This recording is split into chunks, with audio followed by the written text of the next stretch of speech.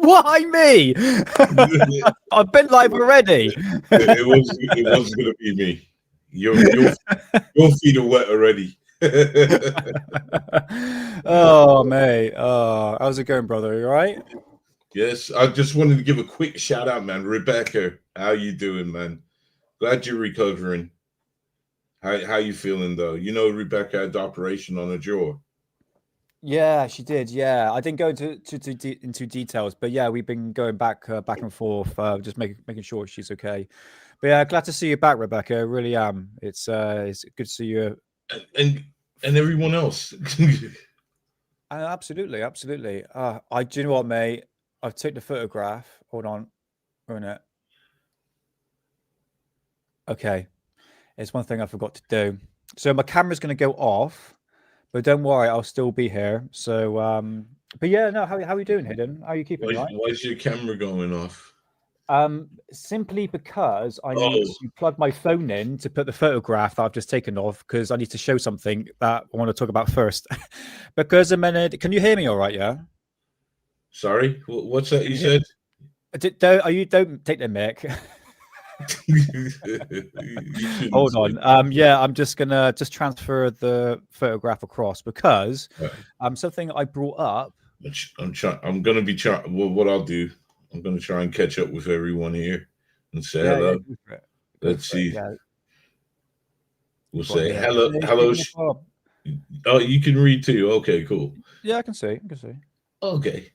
Drumsticks. Rotary. Sophia. Rebecca.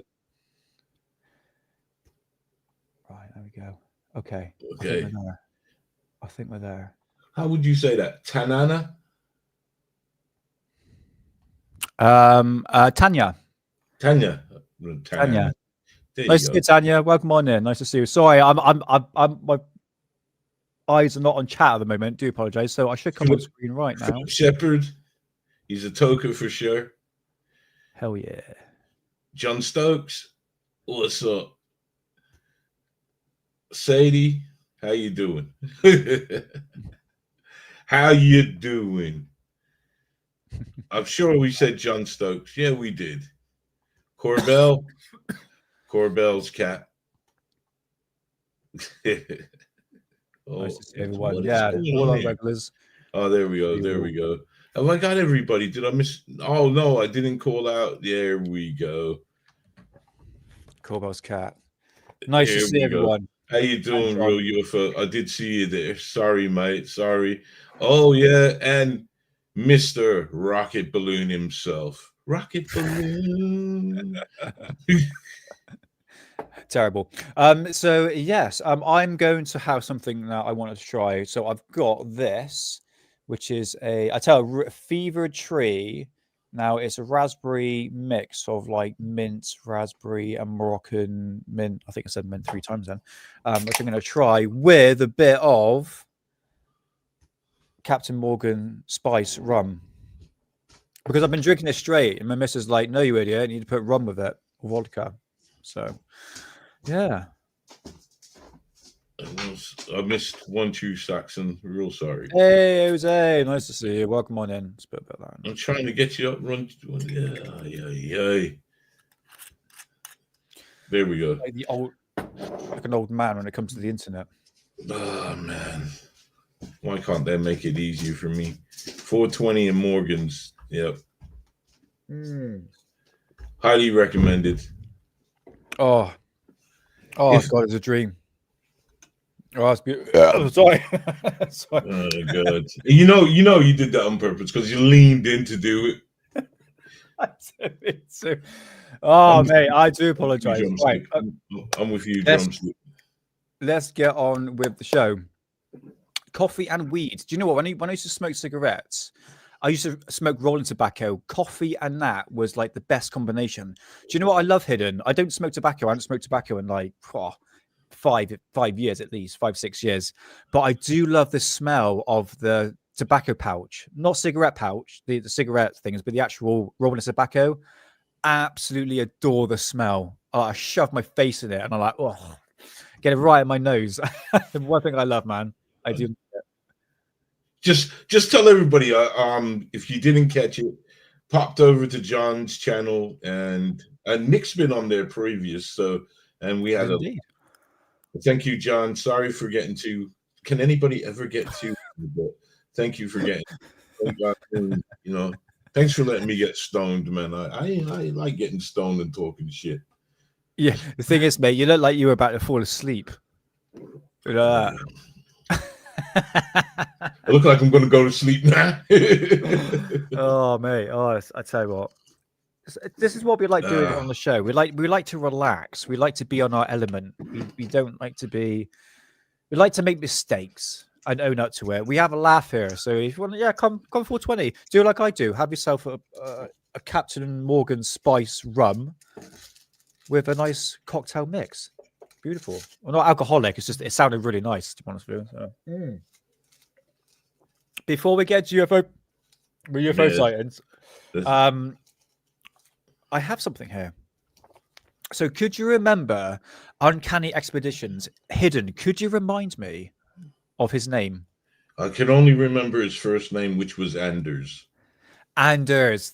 That's it. Yes. So Anders. I did write it in the comment box twice. Oh, did you? Oh, that's me. Sorry, I didn't pay attention. But yes, Anders from Uncanny Expeditions, me and Hidden did a interview with him specifically over something that looked like was coming out of the ground, and it looked like, hey, David Banner. And I said, thank you so much. Thank you so much, man. Thank you so much. It's been well, Underbelly. Big shout out to Nick. Great job, guys. Thank you. Can I ask real quick? How come it's been a while?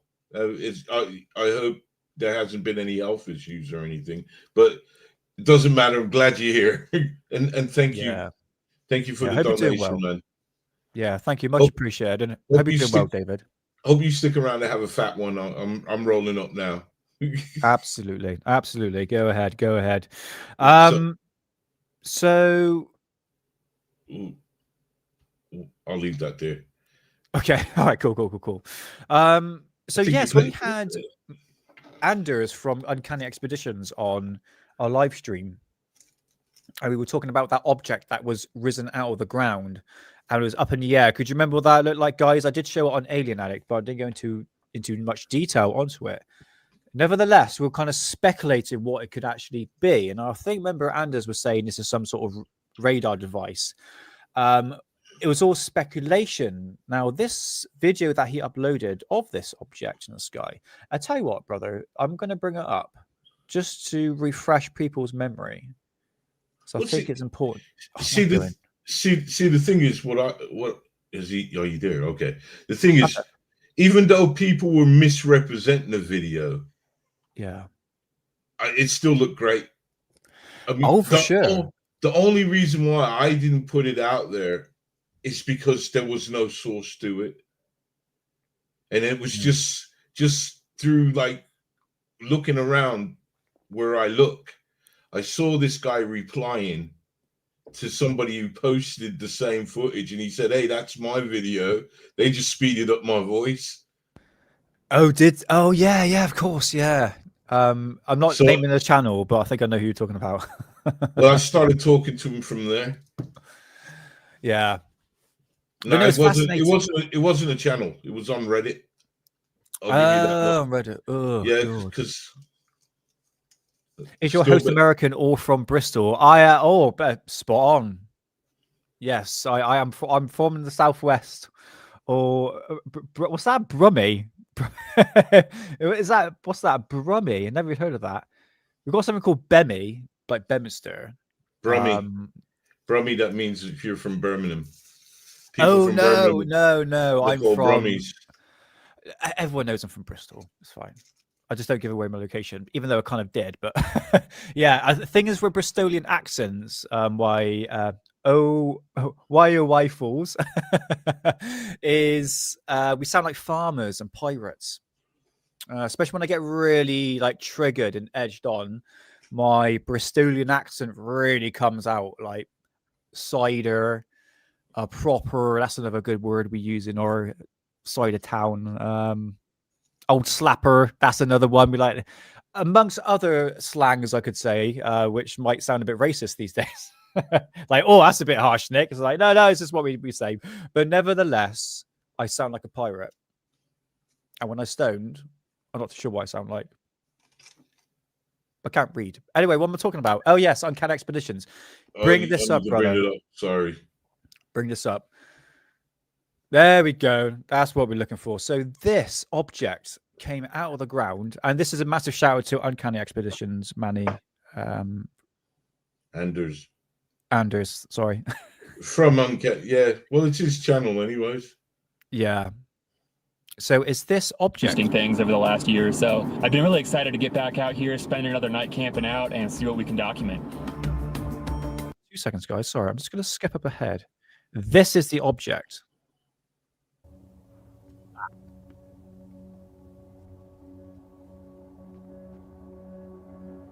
So if I'm correct, Hidden, is that... Yeah, it's hard to make out what they have up there. It is hard to make out what it is, but I remember a few UFO channels wanted to say that this was like a experimental aircraft. was that correct? Well, it's more than likely is. Yeah. Well, There against the backdrop of the mountains.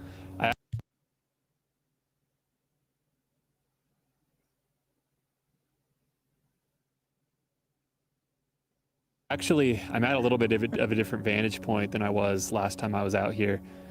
I kind of skirted around the base of the mountain, so I'm a little bit closer to the facility, to the fence line, but I don't have quite as much elevation. So it's kind of a trade-off. You kind of need to have a good contrasting backdrop when you're shooting through night vision like this. I have to admit, even I went, oh, that's definitely some sort of craft on top of some sort of tripod. And I wasn't too sure where this tripod actually came from. So you know, guys, now what this object is, this sort of structure, all right? And according to, is it Annie, isn't it? Anders, yeah. Anders, yeah. So according to Anders, I'm so sorry for butchering your name. He was saying that he took this near Lockheed Martin. Right. Okay. So the other day, which is near, to answer John, which is near to Area 51. Yes, correct. That's right. So the other day, I was going through my UFO magazines, and if you just watched the last live stream I did on Alien Addict, I showed my UFO magazine collection. But then, sorry, Hidden, just put me up first, big, just to show. See if I got that right. Everyone. So basically, this was taken. Now my camera is going to do the really crappy thing of not focusing. So this is from, there we go, March to April 1998. And this is UFO Magazine edition. Now check that out. Look at that. And I immediately messaged Hidden and going, does that look familiar to you? It looks like what Anders caught on his trip to Lockheed Martin. Okay, so then, okay, bring up the thingy, majiggy, the photograph. Bye, everyone. There you go. Right, and this is the page. So let's go read through it. I hope I can actually read it. I'll tell you what.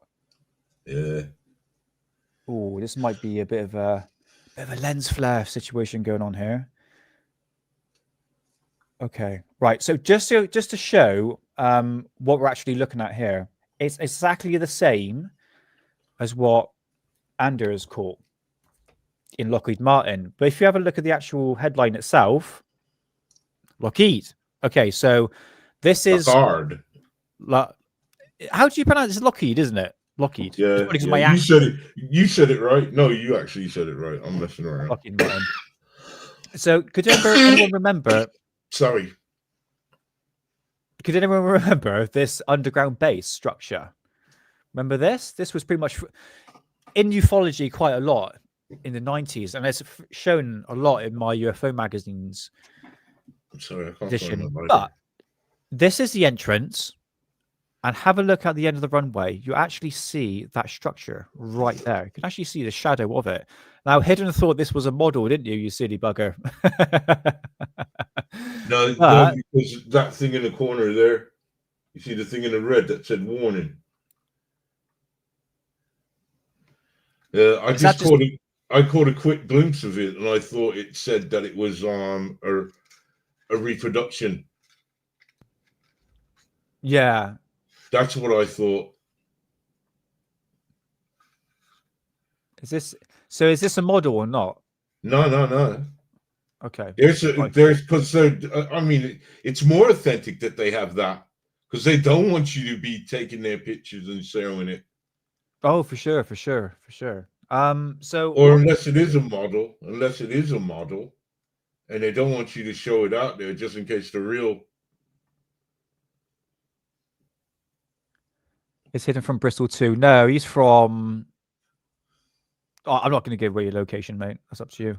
I'm from Brummy. You're a Brummie. Ah, he's a Brummie. Oh. I live in Brumland. Let me just find the extract from here. Okay, so right here, I'm just going to read this bit here.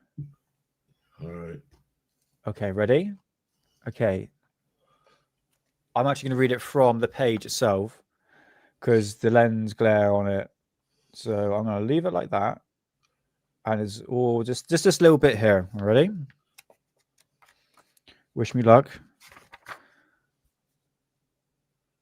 Okay, so it's saying here, other interesting information crosses my desk from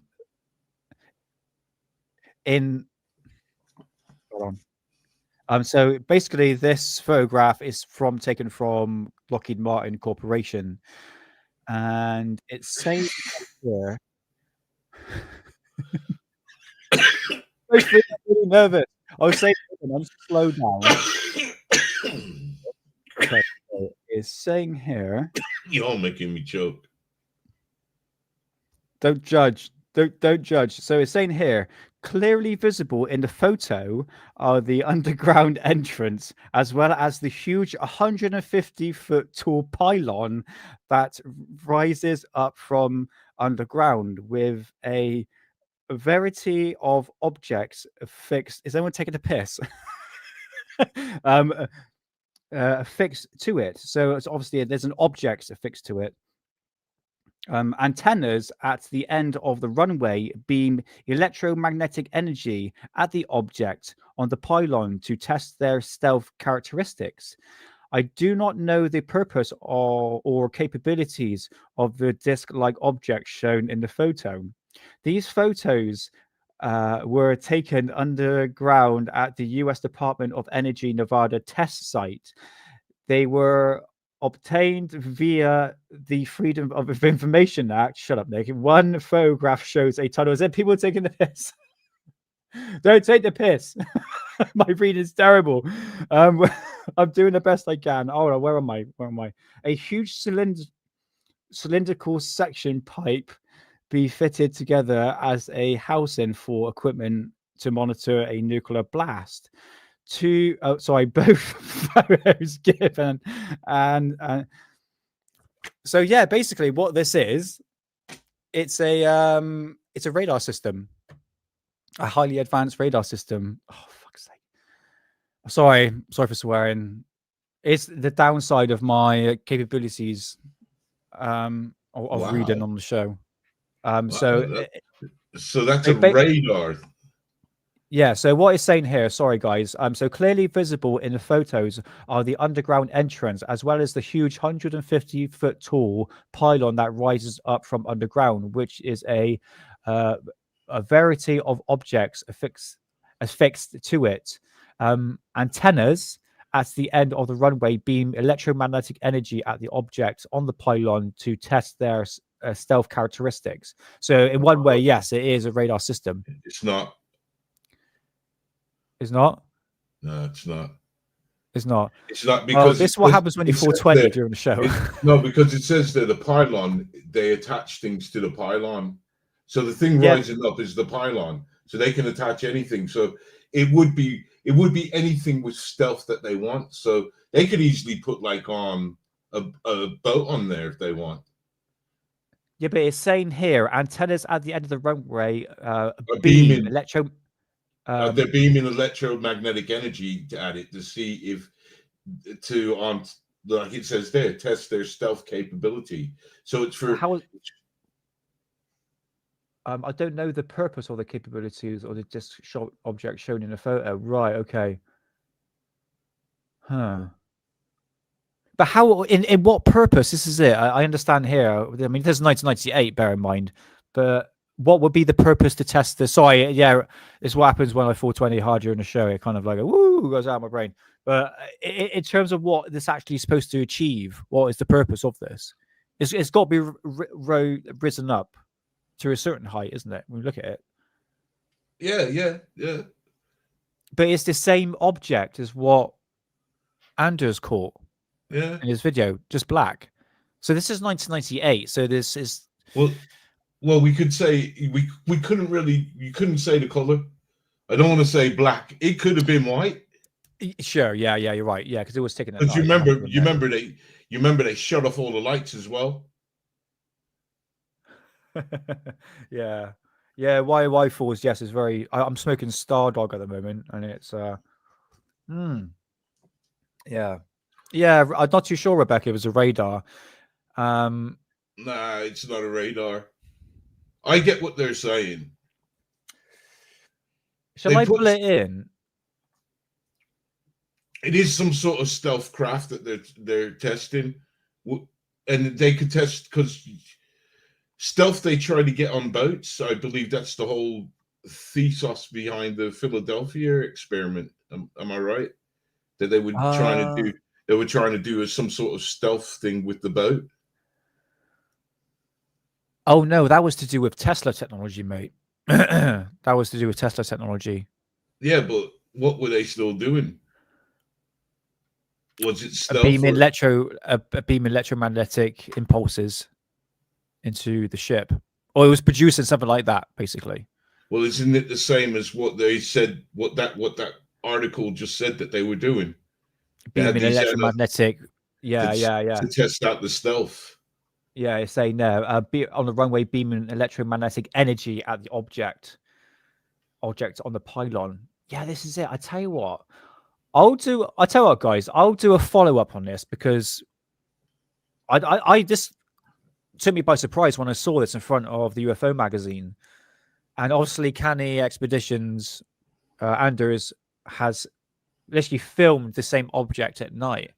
And I would like to do a follow up onto this aeronautic testing. Yeah, Jose, it's got to monitor something. And sorry for guys if I said it was a radar. I thought it would to literally analyze something. It's the same object as what Anders have caught, and I think this is quite interesting to find out. Look, I don't think they can actually change. I thought they can actually change the object, but apparently not. I don't know. Well, maybe it's like the best for air. How do you say aerodynamics? Aerodynamics, yeah, because it looks like a disc. It looks really flat. The wings just look slightly risen on the side, so it just slices through the air.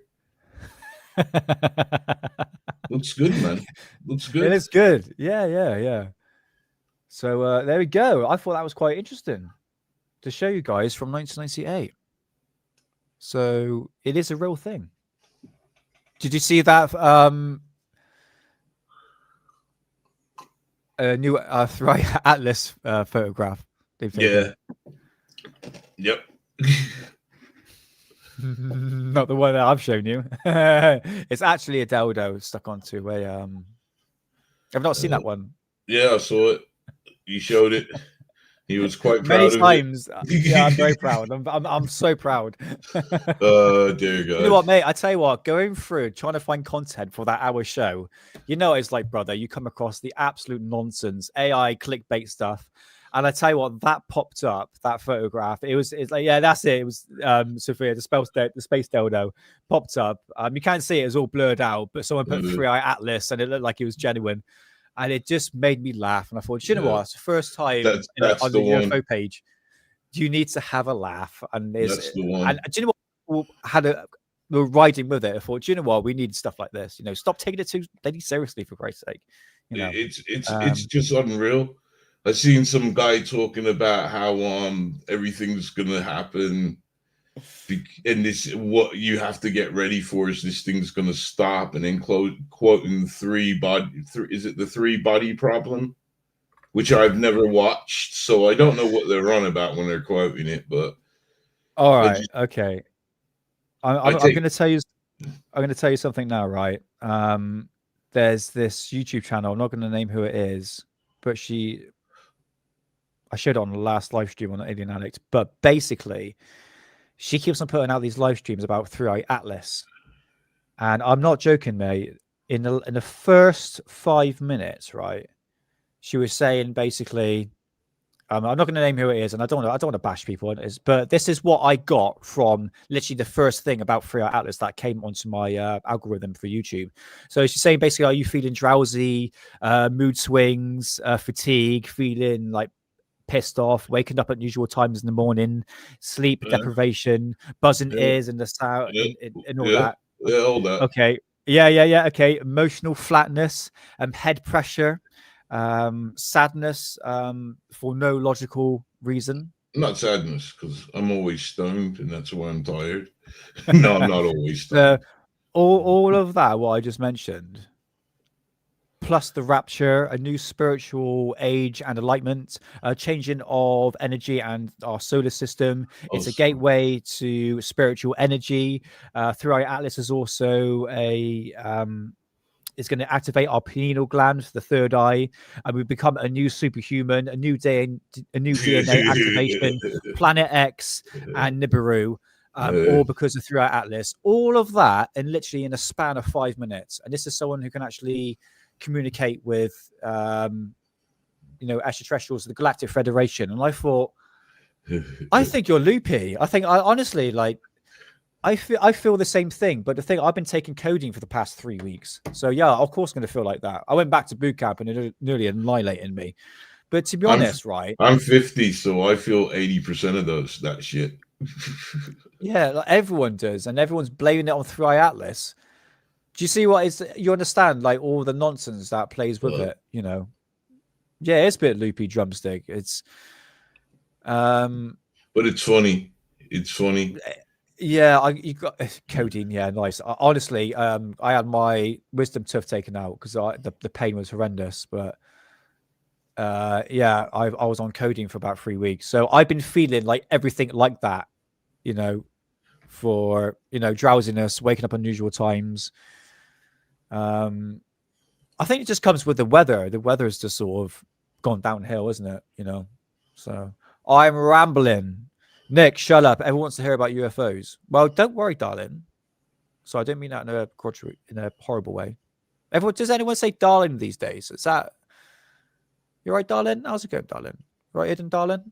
Do you say what? It don't work, man. No. I know. I don't know. But anyway, let's bring up some UFOs, because what I have in store for you today, me old cock and balls, as one would say. We're going to talk about top 5 UFO sightings in England. This includes Wales as well. And also a surprising conspiracy that I haven't told Hidden yet. Yes, we're going to be talking about sugar tits. Sophia, what's that? Sugar tits. That made me cough. Right, bring up photograph. Hidden? Oh, sorry. Whenever you're ready, brother. I was too busy thinking about the birds. The bird? Isn't there a bird called sugar tits? I don't know. I don't know. I thought it was a bit of a slang word, isn't it? I think. Right. Because. But haven't you heard about the bird? Birds. Oh, that's terrible. Right. Okay. Joke's over. let's get on with some real serious stuff that cannot be proven whatsoever. Or maybe, we'll see. So, top 5 UFO sightings. Me old cock and balls. Right, let's bring up me old... According to ChatGPT. Hayden, how dare you insult me saying that I slag off research using ChatGPT? That's another one that's pissing me off, man. These AI channels. Have you noticed that there's just channels that are just putting out AI videos and they're AI themselves? There is annoying. There is one channel that deals with nostalgic stuff in Britain, or what happened back in the 60s and 70s and 80s. Everything is AI generated. Everything, even the voice, the thumbnail, everything, and they're getting thousands of views. And here is me. Might have used ChatGPT just to help me a little bit. Don't judge. We're 2025, right? Could anyone guess what this is? It says it's a metal Mexican sombrero. I don't know. No, Bob, it's not rocket balloon. I think it is. Yeah, I missed that. I missed that segue. Bob, you need to be up here, man. I need to retire. Bob, how could I miss that rocket balloon? Yeah, it's a metallic rocket balloon. I haven't. Yes, I like that one. Tinfoil hat for you, drumstick. Yes, is the Rendlesham Forest craft, which is obviously top of the list. I was going to do a full breakdown, drug trafficking boat. Who called it? Was it Drumstick? They can both have the honor. Drumstick and Space Cow. Excuse me, hold on.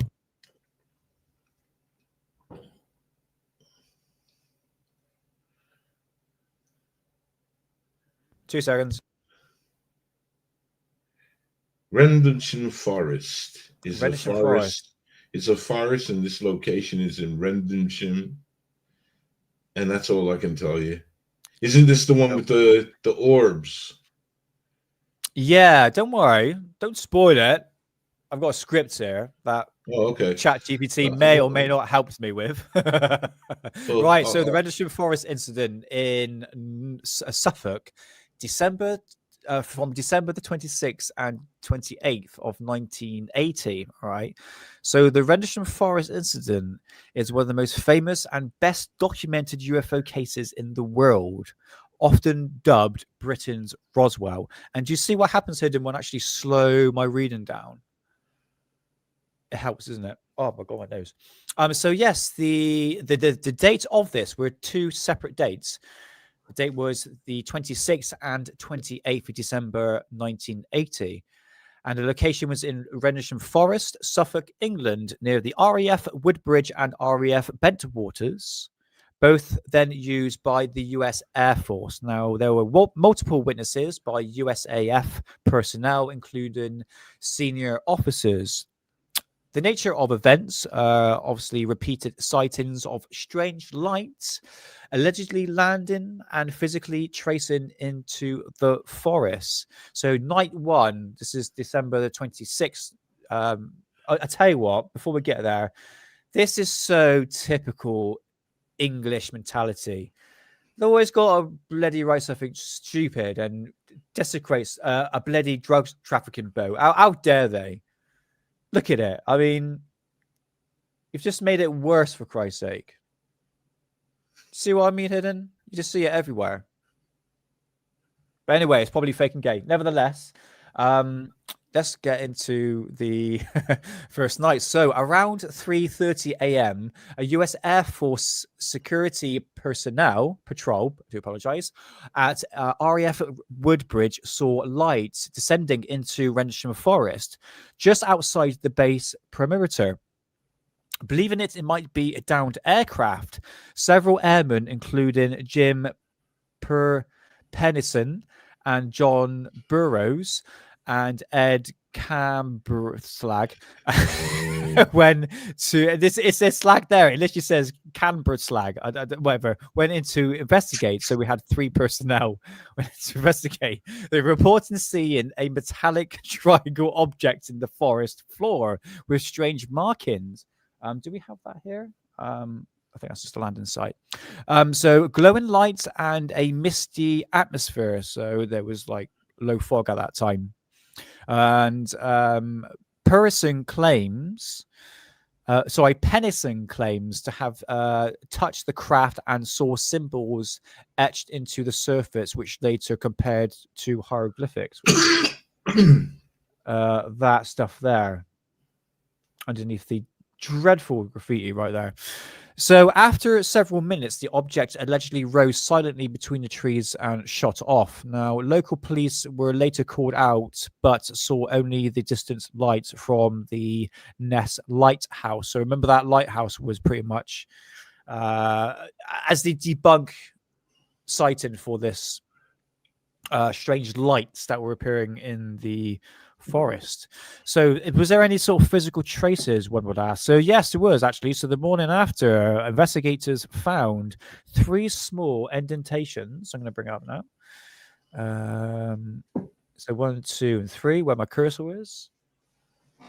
There we go. Let's go back to original footage. So yes, these were small indentations in a triangle pattern on the ground, burnt and broken branches on nearby trees, a bit like the Pentuck incident. Elevated radiation readings at the site, according to US Air Force radiation meters, and these traces were documented by base personnel and later referenced in official reports. So night 2 of December 28th, 1980, which is actually my birthday. So Lieutenant Colonel Charles Holt, the deputy base commander, led a team back into the forest after reports that the lights had returned.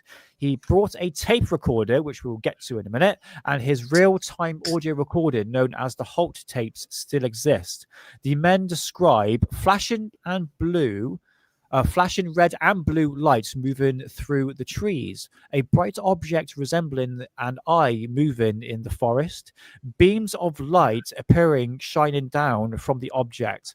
At least one, Holt said, a beam seemed to have landed near their feet. The objects were also reported seen on radar by RAF Bentwater's controls, though this has been debated. So Holt, in the 13th of January 1981, Lieutenant Colonel Holt sent a memo to the UK Military of Defence, the MOD, titled Unexpected Lights, summarising the event. This document became public through the US Freedom of Information Act, US Freedom of Information Act in the late 80s, sparking global tension. I could probably go through. I mean, what skeptics were saying was to do with the Orford Ness lighthouse, which is a rotating beam, matched the time and location at the same reports as the lights in the forest at the same time. Which, these are military personnel, guys. I think they're gonna pretty much see that this is going to be a a lighthouse in the distance. Do you know what I mean? I don't think they're that thick, to be honest with you. Skeptics would say these were bright stars like Cirrus, maybe explain. That's a stupid explanation. That's such a Midwest explanation. Police patrol lights, farmhouse beacon was on one explanation. So what was the explanation for the indentations in the ground? That they could have already been there? Don't know. Could have been a rocket balloon, mate. I just thought throw that one in there for you. Honestly, mate, I'm not too sure. I'm more or less going towards the personnel side of the people that were actually in the actual forest. I mean, why they got to hide, really? Why they got a fake UFO sighting? So believers agree that the witnesses were trained military observers, which is true, and unlikely to mistake a lighthouse for a craft at close range. The point trying to get you. The radiation readings and ground marks. Hey, Saggy Pool, nice to see you, brother. So they're saying like the ground marks suggest as physical presence. Holt memo on tape proves physical concern and credibility. And some witnesses later claimed that the craft binary code discoded to real cryptic messages about exploration of humanity. Do you want to play some videos? Why not? Because I am screwing my words up at the moment. What have we got here? So do you want to hear? I'll tell you what. Let's hear the audio tape first. Happy with that? Yeah, We've got a lot to get through today, guys. All right, bring it up, brother.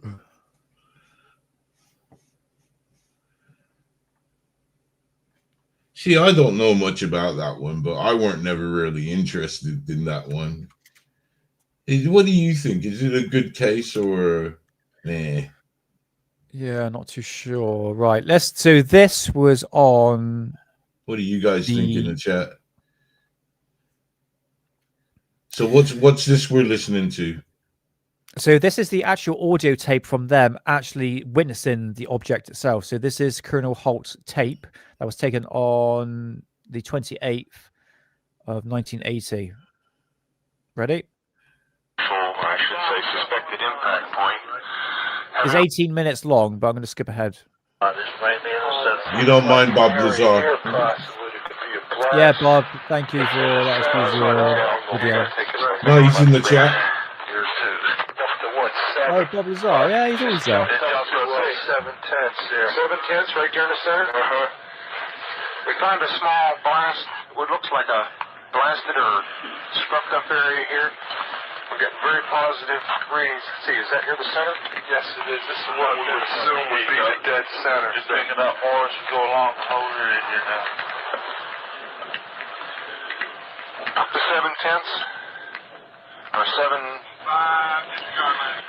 units, let's call it, on the 0.5 scale.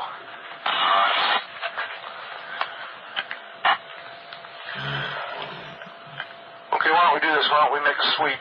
Here, I've got my gloves on now. Let's make a sweep.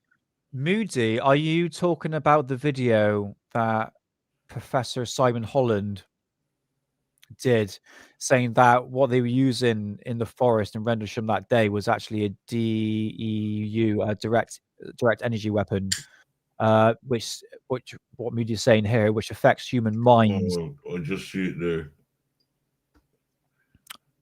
Correct me if I'm wrong, Moody. Didn't he also say they're actually conjuring up something?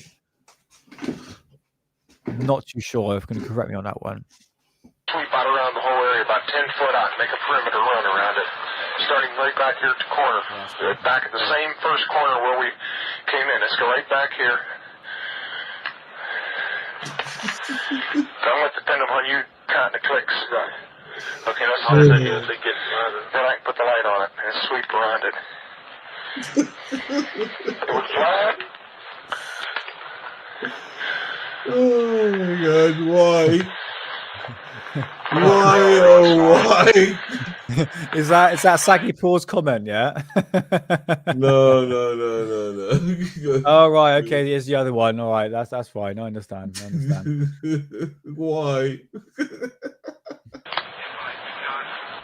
Looks like an abrasion on it. Okay, we'll push that on the way back. Let's go around. One right here. I got the interest right over here. It looks like an abrasion pointing into the center. It is. Yeah, it may be old though. There's some snap marks or something on it. Let's go on back around.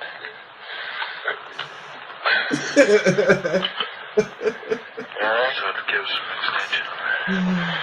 Yeah, this is an awkward thing to use, isn't it? Oh, you see, I carried on my ears, but this one broke. That's it. I'm done. When we get anything further, I'm going to shut your quarter off till we find something. Picking up? What are we up to? We're up to 2-3 units. Deflection, you're getting in close to one pod. Oh man. Picking up something. Picking up. Okay. Right, this is not doing it for me. But yeah, yes, you can actually listen to the full sighting itself. But I want to bring up this one hidden, if you don't mind. from Eyes on Cinema, which is just got put that out. Oh, there we go. All right, fantastic. All right, there we go. Right, check this out. This is the countryside of the county of East Anglia on the east central seacoast of England. It is a quiet land of thatched-roof houses and farms, coastal marshes and fishing villages. Near the town of Woodbridge is the Rendlesham Forest, 10,000 acres of Scotch and Corsican pine, forested by the British government. The Rendlesham Forest is also the home of the U.S. Air Force's 81st Tactical Fighter Wing, located on a twin-base complex formed by Woodbridge and Bentwaters airfields, located some 6 miles apart. Oh, yeah, sorry, just going to read that comment from Moody. So he's saying basically what we're seeing in Rendlesham Forest is saying that it was basically creating plasma orbs in the atmosphere. One reason it is so dangerous to talk about it is because they can use it to make a huge bombs, are real big. But that's just one thing. That's interesting, yeah. Because plasma seems to be in the, I would say heightened ufology at the moment, but it's definitely on the topic. That's interesting, man. Yeah, this is what I mean, Hidden, why I stayed off Rendlesham Forest, because there's so many different roads and avenues you can go down, and I'm probably just like scratching the surface. Do you know what I mean? It's like one of those, it's a bit like Roswell. It's just like all over the place. Do you know what I mean? But anyway, just play a bit of this. The 81st flies some 150 A-10 tank buster aircraft. 4 years ago, however, the area adjacent to the Woodbridge Bentwaters complex was the site of what witnesses say was an astounding event, seemingly taken from science fiction. They claimed that the Rendlesham Forest was the landing site of an unidentified flying object, a UFO.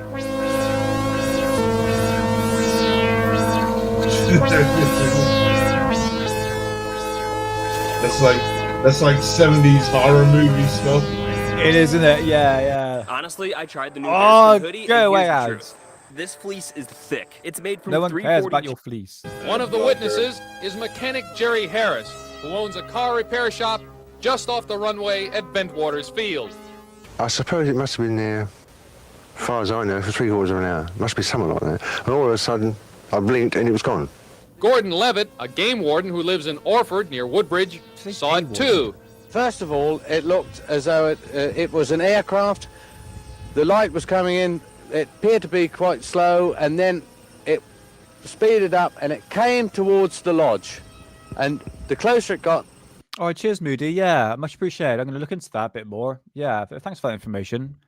But yeah, would it make sense if the Germans were experimenting with plasma balls due to the radar systems, which your explanation why we're seeing Foo Fighters back in World War II? The more I realised it was not an aircraft. The British tabloid press had a field day with reports of the incident, with stories of flying saucers, mysterious lights, and even aliens. The Times of London, however, dismissed the incident and poked fun at the other newspapers. It quoted this man, Vince Thurkettle, a forester who works near the alleged landing site. Thurkettle told CNN that the UFO was merely a beam of light from the nearby Orford Lighthouse. But if you didn't know it was a lighthouse, if you thought it was something small, maybe 2-3 meters across, pulsing white in the forest, yes, it looks as if it's within the trees, and it does appear to light up the trees as well. But Gordon Levitt, the game warden, who is also familiar with the forest, dismissed the lighthouse theory outright. Game warden. We're standing on the Orford Quay, and quite clearly you can see the lighthouse over there flashing. And the light from the UFO was totally nothing like the light from the lighthouse. What makes the Bentwaters Woodbridge UFO incident unique is that this official U.S. Air Force report, obtained under the Freedom of Information Act, documents 2 UFO incidents that were intensely investigated by the Air Force. It states, early in the morning of December 27, 1982, Air Force security police patrolmen saw unusual lights outside the back gate at RAF Woodbridge. Thinking an aircraft might have crashed, they called for permission to investigate. The on-duty flight chief allowed 3 patrolmen to proceed on foot. The individuals reported seeing a strange glowing object in the forest that was metallic in appearance and triangular in shape, approximately 2 to 3 meters across the base and 2 meters high. It illuminated the entire forest with a white light. The object had a pulsating red light on top and a bank of blue lights underneath. It was hovering or on legs. As the patrolman approached, it maneuvered through the trees and disappeared. The next day, 3 depressions, 1.5 inches deep and 7 inches in diameter, were found where the object had been sighted on the ground. The following night, the area was checked for radiation. Beta-gamma readings of 0.1 millirens were recorded with peak readings in the 3 depressions and near the center of the triangle formed by the depressions. A nearby tree had moderate readings on the side of the tree toward the depressions. Later in the night, a red sun-like light was seen through the trees. It moved about and pulsed. At one point, it appeared to throw off glowing particles and then broke into 5 separate white objects and then disappeared. Immediately thereafter, 3 star-like objects were noticed in the sky, 2 objects to the north and 1 to the south, all of which were about 10 degrees off the horizon. The objects moved about in sharp angular movements and displayed red, green, and blue lights. The objects to the north appeared to be elliptical and then turned to full circles and remained in the sky for an hour or more. The object to the south was visible for 2 or 3 hours and beamed down a stream of light from time to time. Numerous individuals, including the undersigned, witnessed the activities. The music does not help, I have to admit, its credibility. No, it's a shame. It's a good story. It's a good story, man. No, Yeah. don't skip it. Don't skip it. All right. 2 and 3. Signed Charles I. Halt, Lieutenant Colonel, United States Air Force, Deputy Base Commander. Thanks for the information, Moody. I think I Appreciate saw a that, UFO. mate. Sorry. Some kind of a spaceship from some. Sorry, did you say something hidden? No, I'm saying sorry to Moody. I'm not keeping up with chat because I'm just listening to this story. Oh no, it's cool. No, I'm paying attention. 420. 420. Yeah, Airman Gregg is a former Air Force security policeman who says he was a witness to the second of 2 UFO landings on consecutive days in December 1980 outside the U.S. Air Force Base at Woodbridge, England. Those events were documented in this official U.S. Air Force report released under the Freedom of Information Act. According to the report, in the first encounter before daybreak, 3 security policemen saw a luminous metallic object and followed it through the forest as it maneuvered through the trees and then disappeared. After daybreak, this now retired security police master sergeant went to the site of the incident, along with others, to determine what had happened. To protect his current government job, he asked not to be identified. And in the approximate location of this alleged craft landing in the wooded area, I found what appeared to be 3 depressions in the ground. The ground was rather soft at that time, but 3 depressions in a triangular pattern. But it turned out that they were 12 foot equidistant from each other, measured from center to center. An officer who accompanied Master Sergeant G corroborates that account, but since he is still on active duty, he too asked for anonymity. Both he and the sergeant said they took photographs of the physical evidence. I took the pictures and we thought we had some evidence, but when the pictures came back, they were all whited out. There was nothing on the film itself or on the negatives. Because the site of the incident was located on public land between the 2 air bases, British police were also called in to investigate. Oh, sorry, guys. Basically freedom. It's a giant open universe where... All right. We showed them the 3 indentations, and we told them the events that had occurred earlier that morning, and their explanation to us was that these 3 indentations were probably caused by hens or rabbits burrowing in the ground trying to keep warm during the night. At that time, I told them that these indentations were obviously 12 feet apart, and that was rather peculiar, especially when they were in a perfect triangle.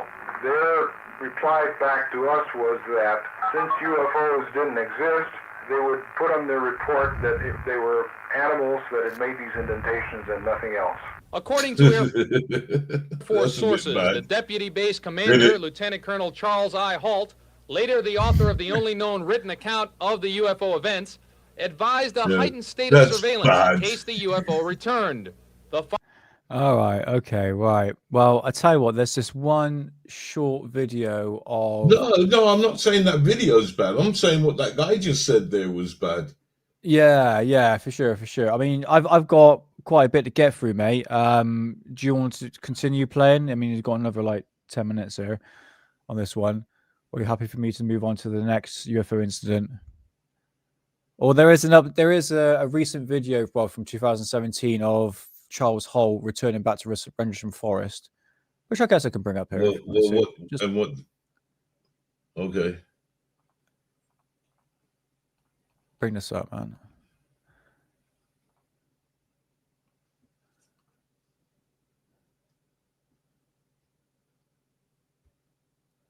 Here we go. So here is the main witness.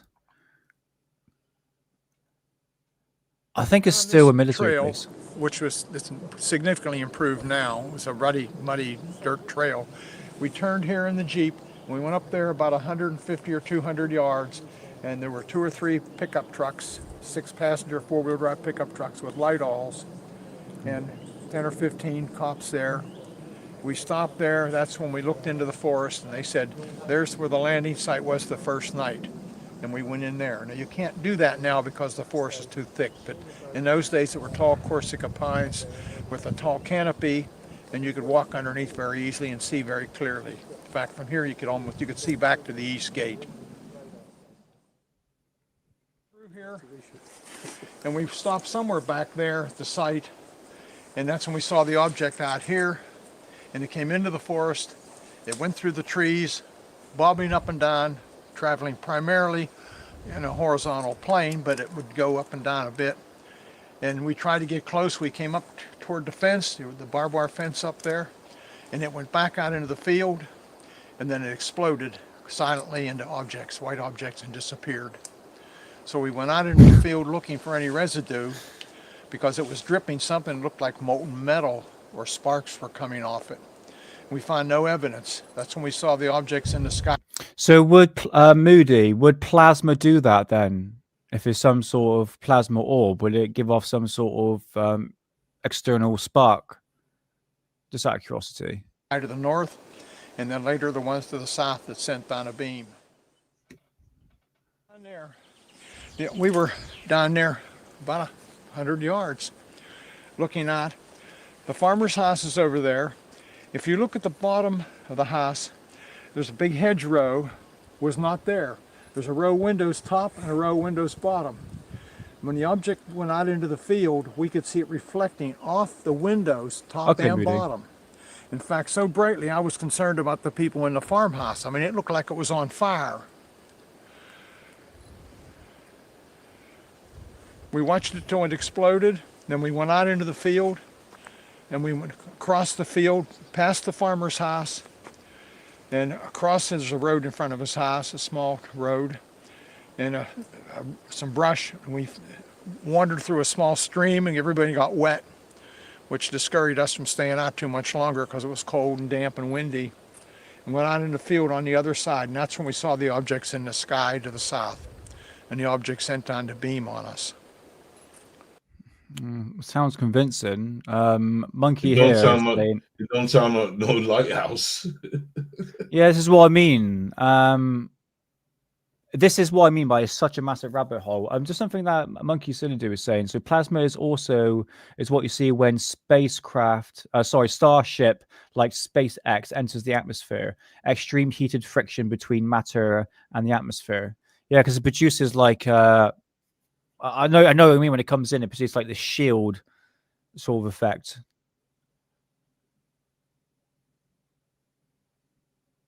Yeah, tanks of plasma wall. Also hologram technology. Think it for using orbs for. Oh, okay. Well, that's interesting, Moody. Yeah, because it gives me a whole new sort of theory and background behind the Rendlesham Forest.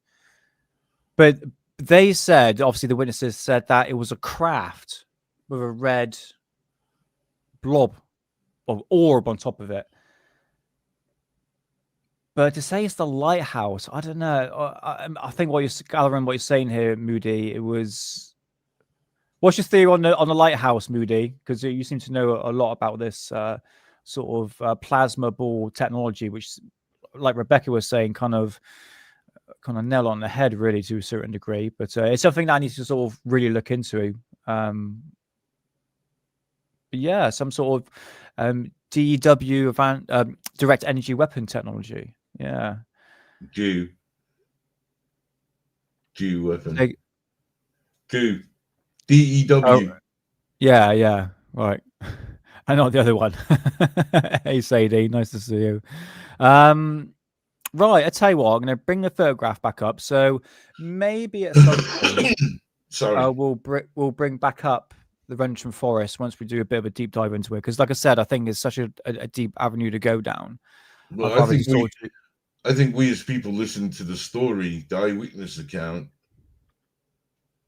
we rule out lighthouse. So it's a bit bizarre that they would put this guy up front, pull a total Mick West. This guy say it's a lighthouse. Yeah. And okay. poo poo on the rest of the papers that were reporting it as something happened. That's a very interesting conclusion. But then it's also strange that what that guy said when he said the guy investigating it said, well, UFOs ain't real, so therefore it was done by animals. But yet they tested it and it came up with some, I can't remember the name of what it came up with, and even the tree had some of this stuff on it. Was I the only one listening to the documentary, guys? So I was looking at chat. Sorry, I was reading Moody's thoughts on this. So you're basically saying it's just a lighthouse, and why would the CIA come and drug the soldiers and try to alter their memories? Did they? I'll look into this. Did they do That's that? why. Yeah. Well, apparently, if I remember rightly, from Professor Simon Holland's video, yes, something like that. In fact, if you go back to the Foo Fighter episode, there was one documentation I forgot to bring up.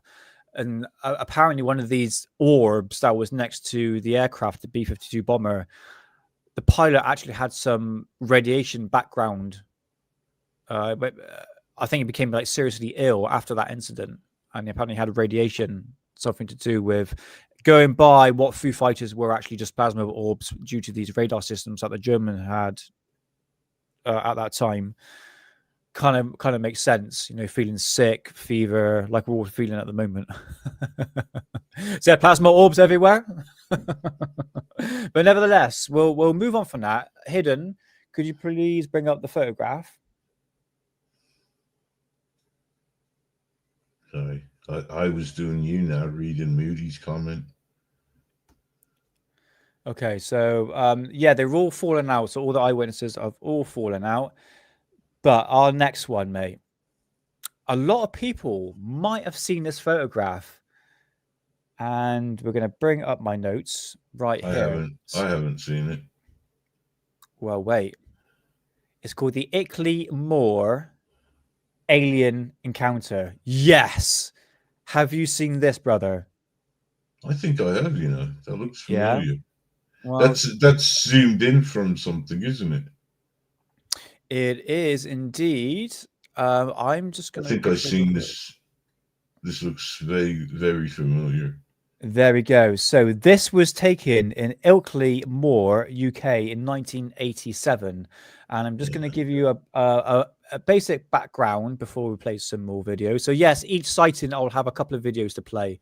All right. So this was dated the 1st of December of 1987. Now this was located in Ilkley Moor, West Yorkshire, England. The witness was a retired police officer using a Spectrum Phillips Spencer. I guess that's a camera, I think. Claims, so the encounter with a small humanoid being and sighting of a UFO that appeared to abduct it. So the setting is in Ilkley Moor, in a remote open expanse between Bradford and Ilkley Foggy. Windswept and dotted with Bronze Age stones. Its isolated and misty conditions make it natural state and strange reports. Now, sequence of events on that day. So the morning walk on the 1st of December 1987 around 7:15 in the morning. So Spencer set out across the moor and came with his camera to photograph the landscape before the light changed. Whilst climbing upwards a ridge, he spotted a small greenish creature about 4 feet tall, standing roughly 30 yards away. It had a large head, long arms, short legs. Sounds like Ollie. When he noticed him, it gestured, apparently waving his. So it gestured, apparently waving him away, or so basically ushered him away. So the photograph that you're seeing here. So Spencer quickly snapped one photograph of the being before it ran up the slope towards the bright dome-shaped craft that had appeared further ahead. When he saw the creature enter the craft, which rose vertically into the mist and vanished in seconds. So obviously Spencer noticed later that he realized that he had 2 hours lost in time, suggesting obviously missing time episode, which is common reoccurrence for alien abduction. He felt disoriented and he had no memory of what happened during that gap. He went into hypnosis and recovery under hypnotic regression, which was conducted later. Months later. So Spencer describing seeing a being levitating into a craft, seeing a tall, pale entities examine him with a lighted device. A screen played showing images of environmental destructions of Earth. That's always a recurring thing, isn't it? Or the death of bloody planet Earth, which he interpreted as a warning message. He said that he also returned to the moor. Well, yeah, obviously. He said he said he had no memory of him returning back to the moor. So yes, the photograph right here. Don't worry, we'll play some videos. It's just got me speaking at the moment. So a single photograph, only one photograph, not a photograph of the thing bloody levitating into the craft itself. Hey, whoa. Hold on a minute. At least he's come to the table with something. Hold on a minute. Wait a minute. You're going to take more than one bloody photograph of this. But he's got one. He's just sort of a flipping alien. We always enough balls to take a photograph of that. That's all you need. Space cow, hey. Whoa. Don't give me that whoa stuff. All right, let me get my notes up. And we can. Aren't you fed up? Trust me, bros. When this guy's throwing a picture on the table, and then you're saying, "Well, you know what? You could have given me another one. Where's the one of you levitating? Well, who would have took that picture?"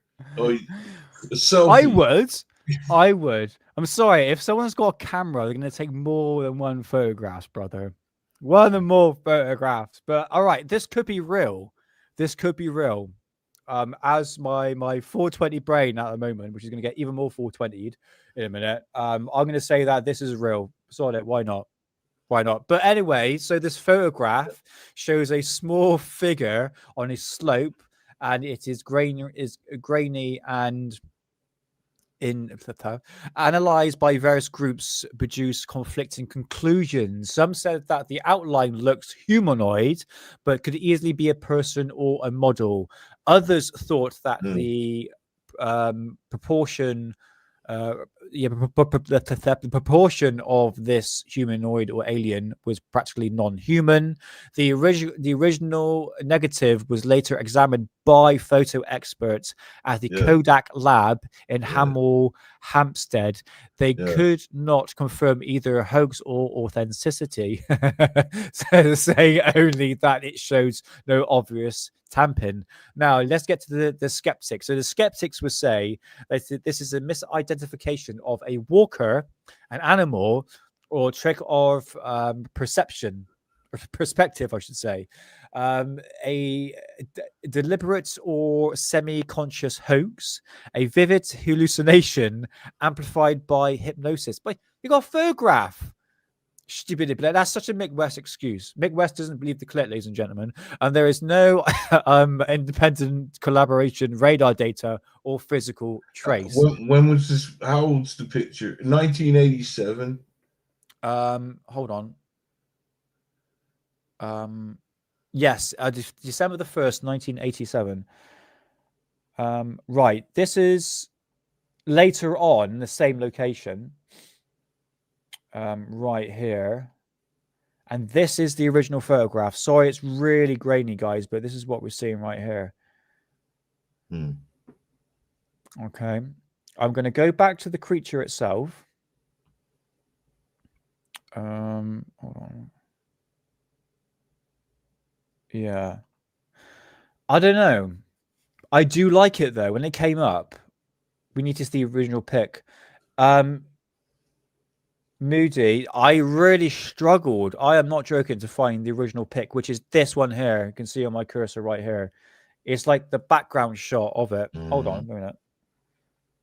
Yeah, sorry, guys. This is the only one. Hold on. It's just... Yeah, you can see the landscape and all that. I've seen arrow pointers or something. So I'd like to do a follow-up on this one. But yeah, look at that. That, my friend, through the help of AI, might make this more real.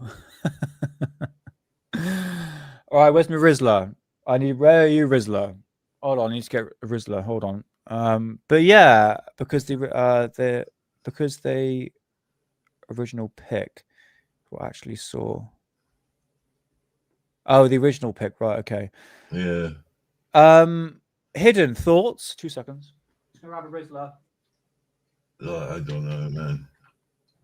I don't know. I mean, this is one of those you want it to be real. You want it to be you want it to be a good one. Listen, Gremlin, you are right. I'd like to. I mean, I'd tell this tale. I mean, at least you got something. Make of it what you will.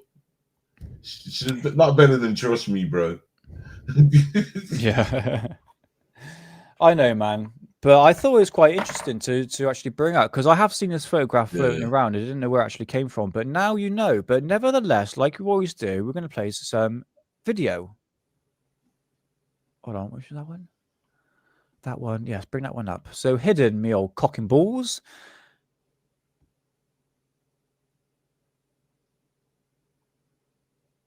We got it up. We got it up. Fantastic. So this was 7 years late. Oh, actually, what was it? 1987. Yeah. Okay, right, here we go. His house in Ilkley at approximately 7:10 in the morning on the 1st of December 1987. His intentions were to walk across the moor and visit a relative who lived in the village of East Morton on the far side. He took with him a camera and this compass. The compass in case he got lost, because he wasn't that familiar with the moor, and the camera to take some photographs of Ilkley town from the moor tops. Yeah. He actually began his walk just below the White Wells building down there and wound his way up the hill to this point where we are. He consciously remembers walking along this path and then up over the rise and past a small quarry. Just as he was walking past the quarry, a movement caught his attention from his right eye, and he spun round and he was amazed to see, just about 10 feet away from him, a small green creature about 4'6" tall. It suddenly turned and scuttled away at a terrific rate away from him. Oh my God. Spencer shouted out, "Hey!" brought the camera up and took one shot. The creature then continued running around a bluff out of sight. If you are sleeping in a position like this, you are wrecking your body and your breathing. Obstructive sleep apnea. Spencer then ran after it, And as he turned the corner, the creature had disappeared. Right, out hold of on. sight. Spencer then ran after it and took one shot. The creature then continued running around a bluff out of sight. Spencer then ran after it, and as he turned the corner, the creature had disappeared. But he was confronted by a silver disc-shaped object, which almost immediately shot up and disappeared into the clouds out of sight. Instead of continuing his journey, he decided to retrace his steps and go back down into Ilkley. And a further surprise awaited him there, because he discovered that the streets were full of shoppers. The shops were all open, and he couldn't understand this, because to him it should have been about just after 8 o'clock in the morning. And yet, when he looked at the clock on the church tower, he discovered it was now 10 a.m. There we go, hit. There we go. This photo to experts. There you go, Moody. I gather that's the original photograph.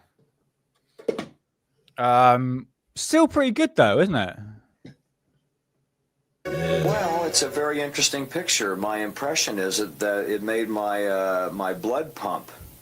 You know, when you see a picture like that, of course, I'm exposed to pictures like this all the time, UFO craft and occasionally photographs of beings, but something about it seems right about it when I first looked at it.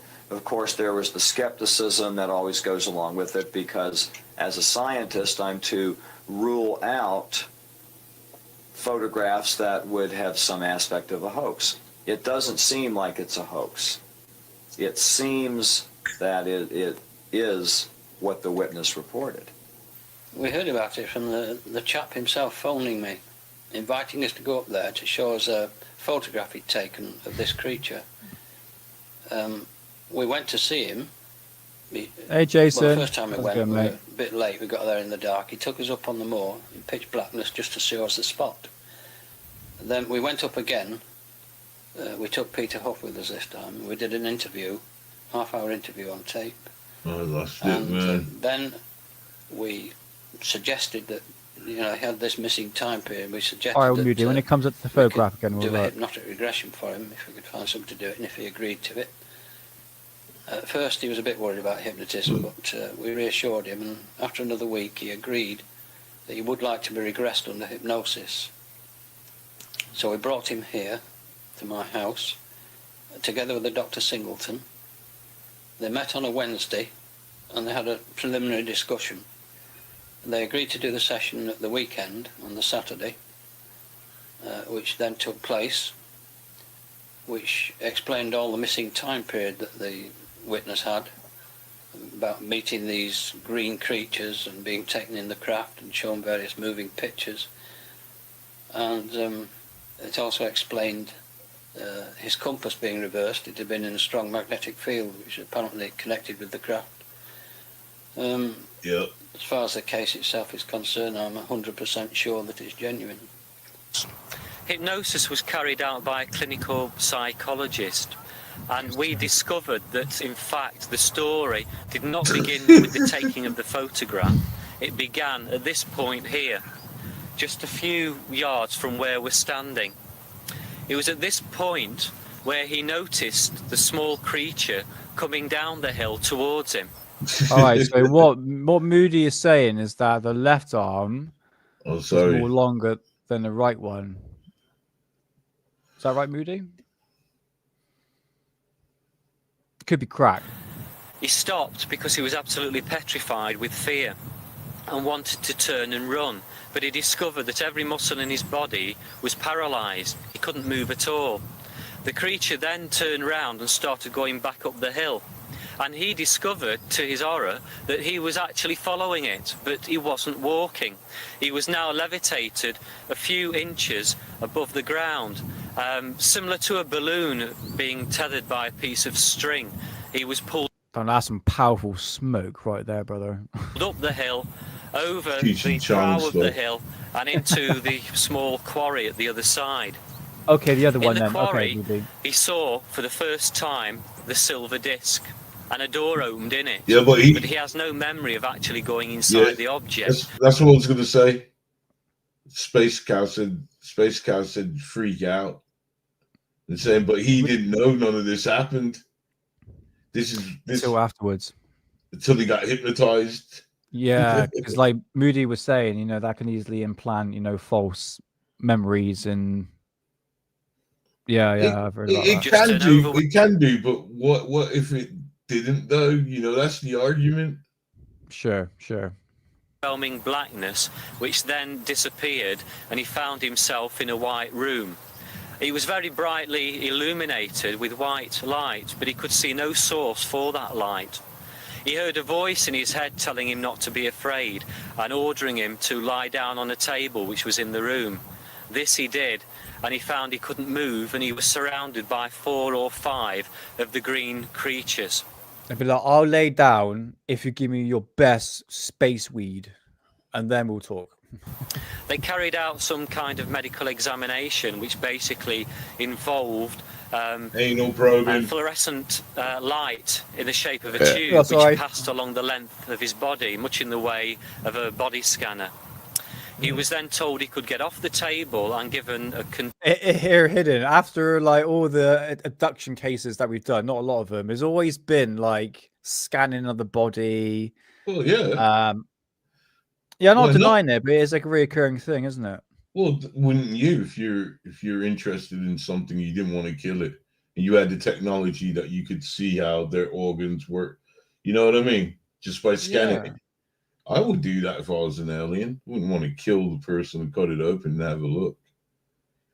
For sure. But at least they ain't probing. Yeah, when did the ass thing came out? No, that was to do with South Park. No, their technology grew. Yeah, away from the asshole, I guess. So, anyway, let's continue with this. Conducted tour of the object. This involved taking him down a corridor, and he looked through a window and couldn't believe his eyes, because there was the planet Earth in the distance. And for the first time, he realized he wasn't on the Earth, he was somewhere high up in space. He was taken into a room which seemed to be an engine room. There was a piece of equipment in the middle of it, which was like a gyroscope. This was spinning rapidly, and his camera, which was hanging around his neck by a cord, was drawn towards it, as was the... Then it inserted inside himself. So I'm stoned. Compass. He was then taken from that room into another, where he was shown 2 films. Now, these weren't ordinary films, they were more 3-dimensional, very realistic. In the first film, he was shown the planet Earth, and he saw people starving, millions of people starving. He saw rivers full of pollution.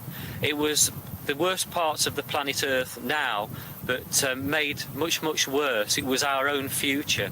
And there was a warning here that we had to get our act together as a species, otherwise this is what would happen. He was then shown a second film.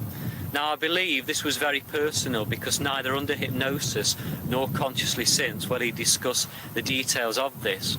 It's quite possible, from 1 or 2 hints I've had from Philip Spencer, that it predicted his own personal future. The next thing he remembers is being back on the moor and suddenly seeing the green creature. Get 25 hours of free electricity when you download the USwitch app. How's that for a power-up? USwitch. Download the app now. Oh my god. And having no memory of what had just happened, bringing up the camera, taking the photograph, chasing it, seeing the object, which then rapidly disappeared up into the air. Well, it was a perfectly normal session to him, and he didn't know anything about aliens or spacecraft or anything like that. He was just doing a straightforward regression on a person, and as far as he was concerned, all the normal reactions occurred that a person would do when telling the truth under hypnosis. So he was very impressed with it. Okay, well, one of the interesting aspects of this picture is this tubular-shaped object that's up on the horizon here. We thought it was some kind of pipe or perhaps an antenna or something. In doing contour enhancement and building a contour map, like a topographical map, it is indeed a cylinder. And you could view it as a cylinder perhaps 3.5 inches or so in diameter, 2 to 3 inches, because we don't know the distance away. We do know that it's a cylinder shape and it's reflecting light. Therefore, from filtering, inverse shading filtering, we believe that it's a metallic object. We'll have to do some more tests on it to be certain of that, but we know for certain that it's not a natural object. It's not a tree branch, it's not the trunk of a bush or something like that. It's a metallic object. He's saying that's in the picture. Got loads and loads of ancient stone circles Yeah. and carved rocks with swastikas on them and that kind of thing, and cup and ring marks. So there's many legends attached to it. But one of the most interesting ones, as far as this case goes, is that White Wells Museum, which is a spa, in the 19th century, something happened there. The curator... Thank you, Moody. I'll bear that in mind, mate. Yeah, I've just saved your message. Sorry. About the ads. The museum was going to open up one morning when he heard a noise from inside, and he opened the door and he found inside several green creatures dancing around the spa. Small green creatures, very similar to this Ilkley creature. Small green.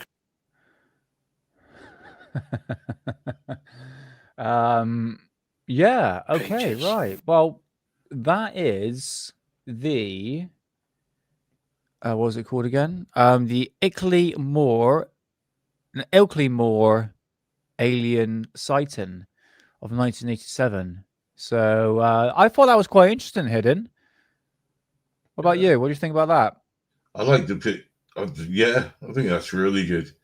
Yeah, Shame can't get your hand. We can't. Nice to see the original. Oh, wait a minute. Hidden, sorry, I do apologize. Let's, because Moody said the original one was on there. I'm going to bring it back up. Bring it up again, mate. And I'll bring up the original photograph. The first one that was shown. Where is it to? I think it was that one there. Are you still stuffing your kangaroo ads? hoodie pockets? Seriously. You need the new 340 To experts. Oh, don't you start. Where Don't is you it? start. See, I can't see what he's saying. He's saying there's a cylindrical object there. Could it be Yeah, that? over here. I can't see it. Screenshot. I'll tell you what, I'm going to do a screenshot of it. Where is this thing image? Okay. Save. Okay, cool. I can't see it anywhere, brother. Can you see anything? No, I'm looking. Hold on. Wait a minute.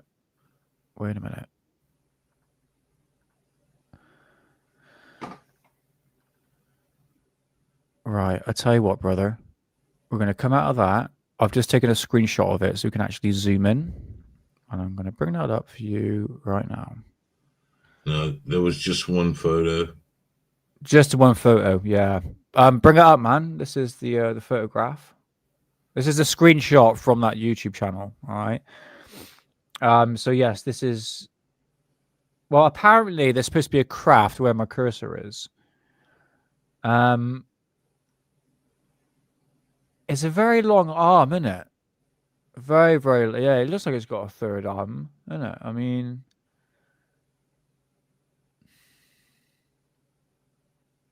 It's a shame he's got one photograph, but nevertheless... It's better than nothing. It's better than nothing.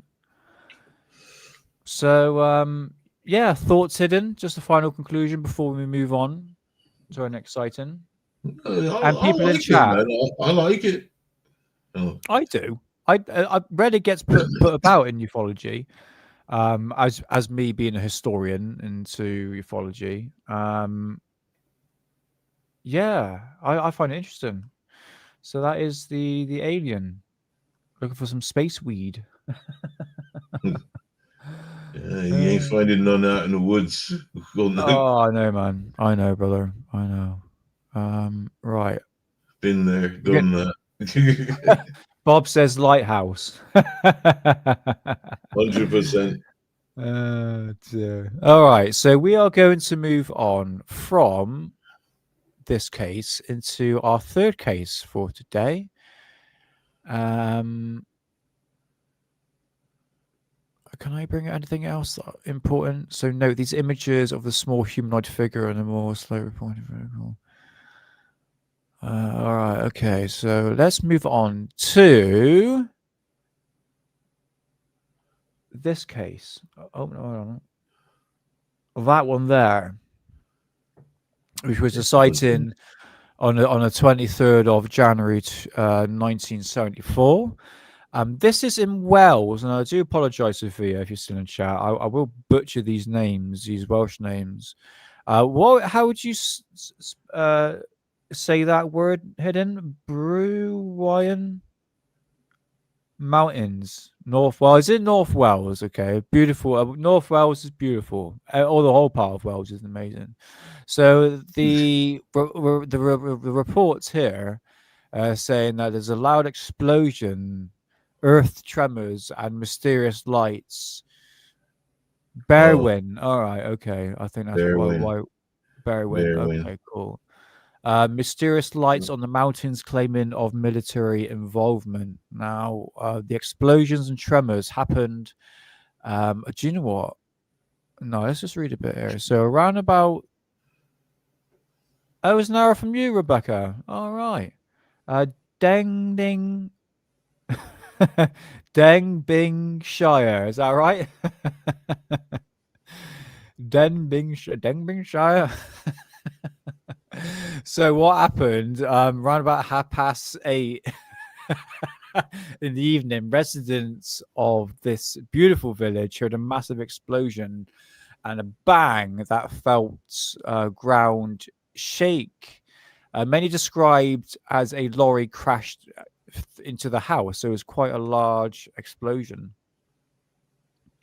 And these strange lights reported.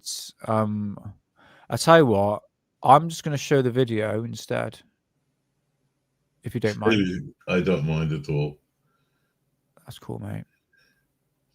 Okay, cool. Do I need to change the screen? Yeah, you will do. Hold on a minute, mate. Hold on a minute. Because I have to excuse myself for a second. Oh, no, you go ahead, brother. Yeah, you go ahead. It's only like 5 minutes long, but yeah, I can keep the chat going and all that. I'll be all right. Just play the video. You got it? Okay. Yeah, I got it. brother. I shall be back. You can use a little No, I'm supposed to say, be right back. Then obviously I won't. No, that's cool. That's cool. So, yes, this incident here. Let's play. So, yeah, these Welsh names are very difficult to pronounce, but yeah, all links should be in the description, hopefully. So, here we go. In 1974, in Llandudno, Wales, residents felt severe tremors.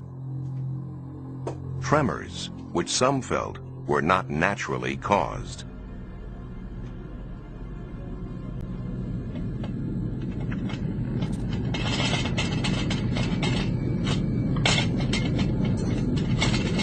Hold on to your tea, love.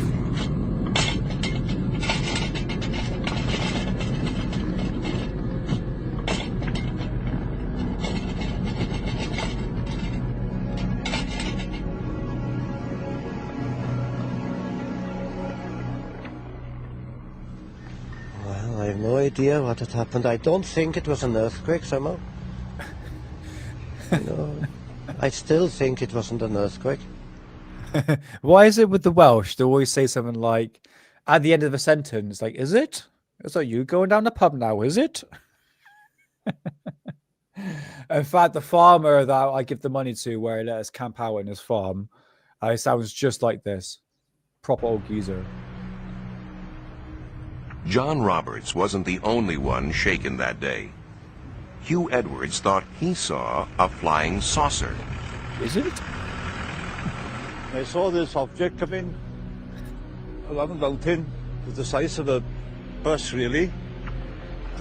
Right in the middle, on the lens. Came across the mountain towards the road there. As it went over there, it dipped, and I thought it was going to crash. It dipped out the sight into the valley. It looks just like the farmer that let us go camping in this field. There's sheep and cows everywhere, beautiful scenery, but he looks just like that. The bloody Fred Dibner flap cap, just like him. Sounds like him. Well, I'd heard so much about flying saucers, and I thought, well, this is it. The only sound I heard of it, like a shh, going through the air. Yeah. I was very surprised to see it, really.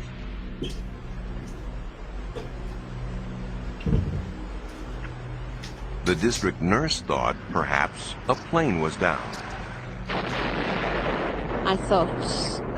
Oh, did you know, there's one thing I love about, like, old British scenery, like cottage places, and Wales is filled like places like this. I love the architecture. I really do. Might be an air crash. Maybe as a nurse we could help giving first aid. So I called to my daughters, and we got into the car, and we made our way up to the mountain. Here, man. We drove a fair way along the mountain road. I feel like smoking another To our joint. left, we could see a huge go for it, man. Go for it. orange ball sitting on the mountain. Who's in? Glowing. Who's in with me? Oh man, We I've started looking what we thought was going to be an aircraft on fire. So we'd envisaged sort of, oh God, you know, there might be bodies. Would you say that's a very 90s style? I mean, who wears a bloody cardigan like that? Yeah, I think they're cool, man. Yeah, I give me a time machine. I want to go back to that era. Sorry, man, I'm stoned. If it was an aeroplane crash, and we weren't too happy at that prospect, we were quite surprised Drumstick. to see this big reddish orange ball just sitting there. There were no flames, and it was so uniform. The shape, the round spherical shape of it, made us realise we weren't looking at an aircraft. There were no flames jumping, but it was pulsating, this red orange object that we saw. And we could see little lights, like fairy lights, coming towards the object in a zigzag pattern, mate. And I assumed at that time possibly there was someone going to see what was what. With hindsight. Yeah, I would say like late 90s. Yeah. Which was the peak, man. We realised that the search party couldn't have got there, located it and got there in the time it had taken us to go from the village up to the mountain. Yeah.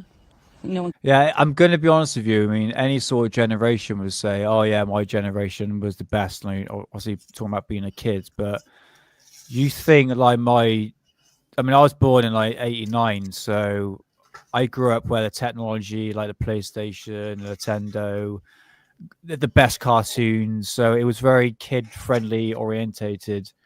And we also went out and played and all that. So yeah, you could say like the 90s were like perfect for like child. Oh my God, I'm wrecked. Child to be brought up in. Oh my God, let's click. Could have organised themselves. I'm about to make a coffee, man. Get to the Me too. I was thinking that. Since no search party went out that night, nothing was ever found at the scene. But astronomer Ron Madison has proposed that what the villagers saw that night was a meteorite or fireball, and that it coincided with an earthquake at a nearby fault. Thinking that explosion might well have been due to an impacting piece of rock, our first reaction was to try to estimate the energy involved. And it seemed to us to be something that would correspond to an explosion of the size of about 600 tons of TNT.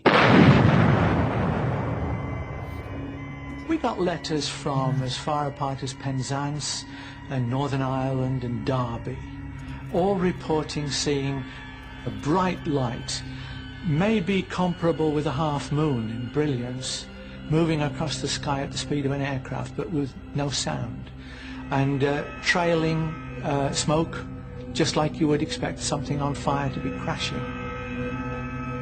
in the next few days, we were to realise, of course, that the village was not very far from the Bala Fault, which is active and has been moving steadily over thousands of years. And unbeknown to us at the time, originally, there had been on that evening a movement on the fault, and that is incontrovertible evidence. Yeah. All right. So yeah, that's just like a quite short video about a Berwyn UFO incident, which is there's so many different incidences I'm going to pick from, but there's one thing I noticed. There's quite a few videos, UFO sightings in Wales, which is quite. In fact, I tell you what, our next one is. I gotta bring up my notes. Let's bring up my notes. I wanted to do a separate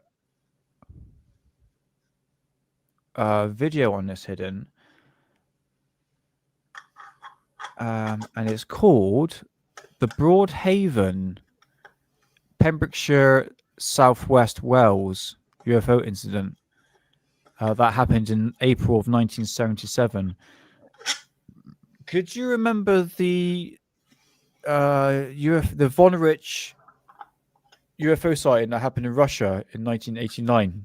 Yeah, with the alien that was shaped like a robot, yeah, and like a box. So basically, and I would say the same for the Zimbabwe UFO incident where the school children saw the UFO sighting. That was in the 90s, if I remember rightly. So this is back in 1977 in Wales, Southwest Wales, and it's called the Broadhaven UFO sighting or incident. All right. Okay, so what it's saying here, so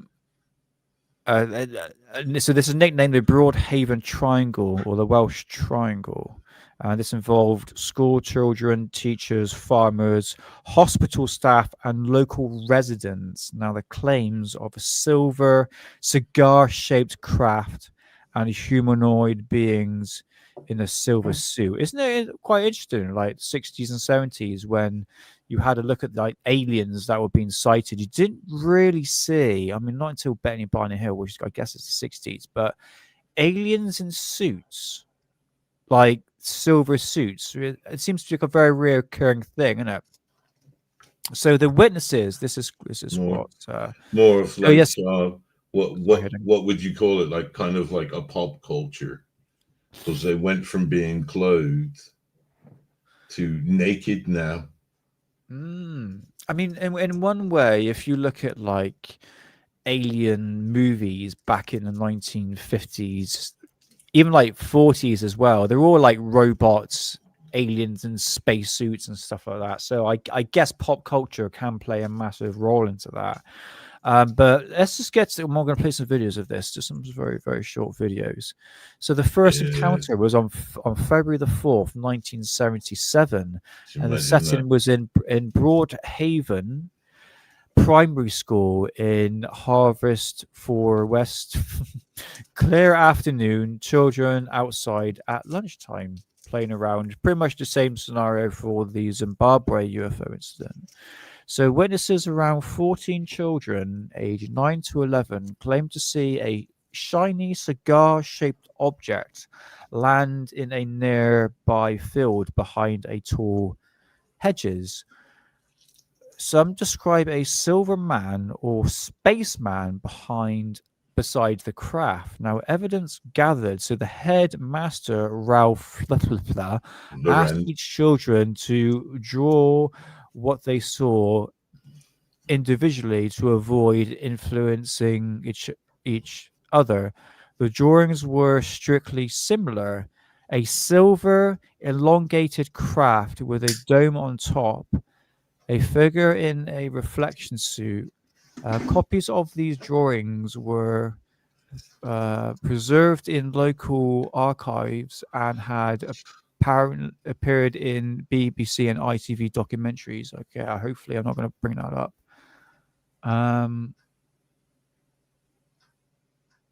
Oh, so yeah, the follow-up event. So the local teachers, the teachers and locals, the two teachers later reported seeing bright lights in the same area at dusk. Now, several local residents described dome-shaped objects hovering over a coastline or fields. And from March 1977, in a Heavenford Hotel incident, this lady reported seeing a 7-foot tall figure with a silver suit with a black visor outside the hotel room. That just sounds like fun, to be honest with you. So yes, there were other sightings as well. There were police and other official responses.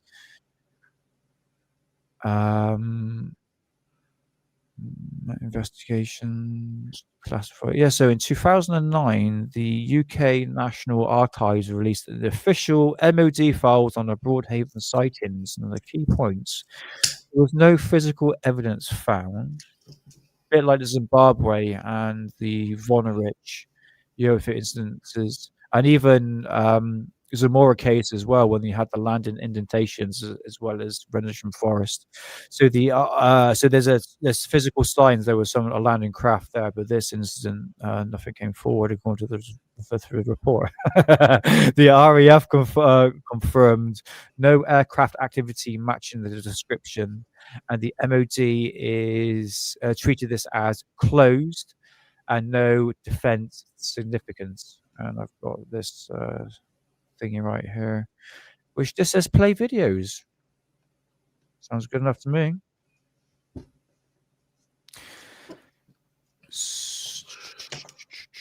Right, let's get rid of that. I hope everyone's doing well. We're just going to bash through this really quickly. It's only a couple of minutes long.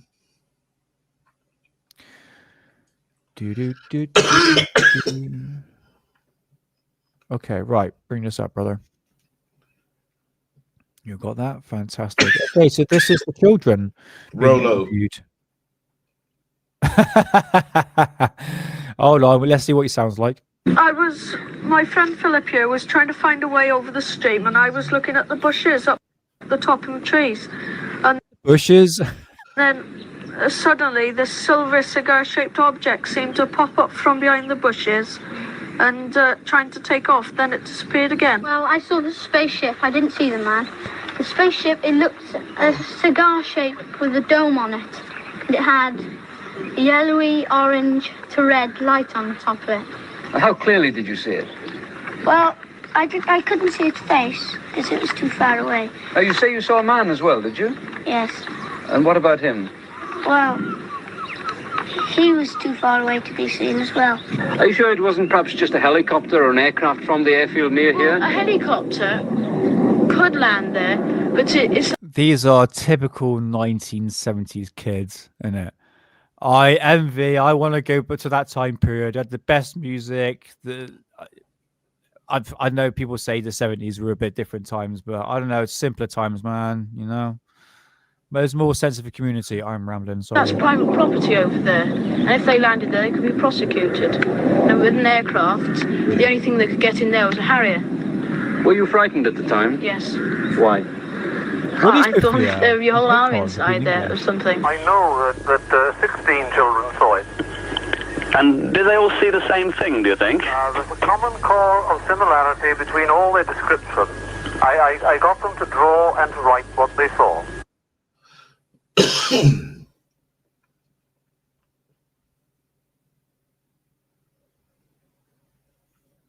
I'm very jealous WWII fools. I wish I can go back to that time period. It's pretty or experience that time period. So I was born in 89. But again, a bit like the oh my god, forget the bloody name. A Zimbabwe incident, as the children were basically drawing more or less the same thing. But there we go, look at that. Some instances here. Yeah, that's it. So that is a very, very short. I could probably do a bit more of a deep dive into this. Excuse me. In another time, because I've got some other stuff I want to get to, because we need to get into our surprise topic for today. one more incident, one more video I'm going to play, and this is a Jesse Rosenberg witness. Someone's probably seen this before. I'm just going to bring it up now as the last one. We could always do more of these anyway, because I do find them immensely fascinating. Once again, Hidden, could you do me the honors, please? My old cock and balls. Now, don't take the piss, but within 20 years, women like this will be non-existent. Why? Because they're all on bloody TikTok now and all that. Even like 50 years, you won't find the old traditional ladies, wearing, speaking good English, looking old-fashioned. There's a certain style, a bit like Patricia Radcliffe's character, R.I.P. by the way, Keeping Up Appearances, Mrs. Bucket, Mrs. Bouquet. Yeah, but like that. You ain't gonna find women like that in 50 years, mate. You know what I mean? Just saying.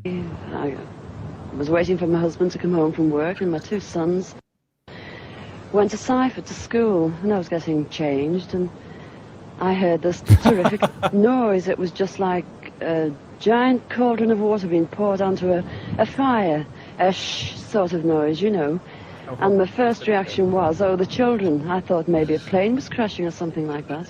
And I slipped my jumper on and went outside to find my two sons lying flat on the ground in the garden in front of the house, shouting, "Mummy, Mummy, there's a flying saucer."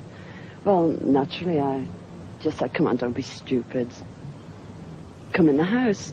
But felt sort of a strange sensation.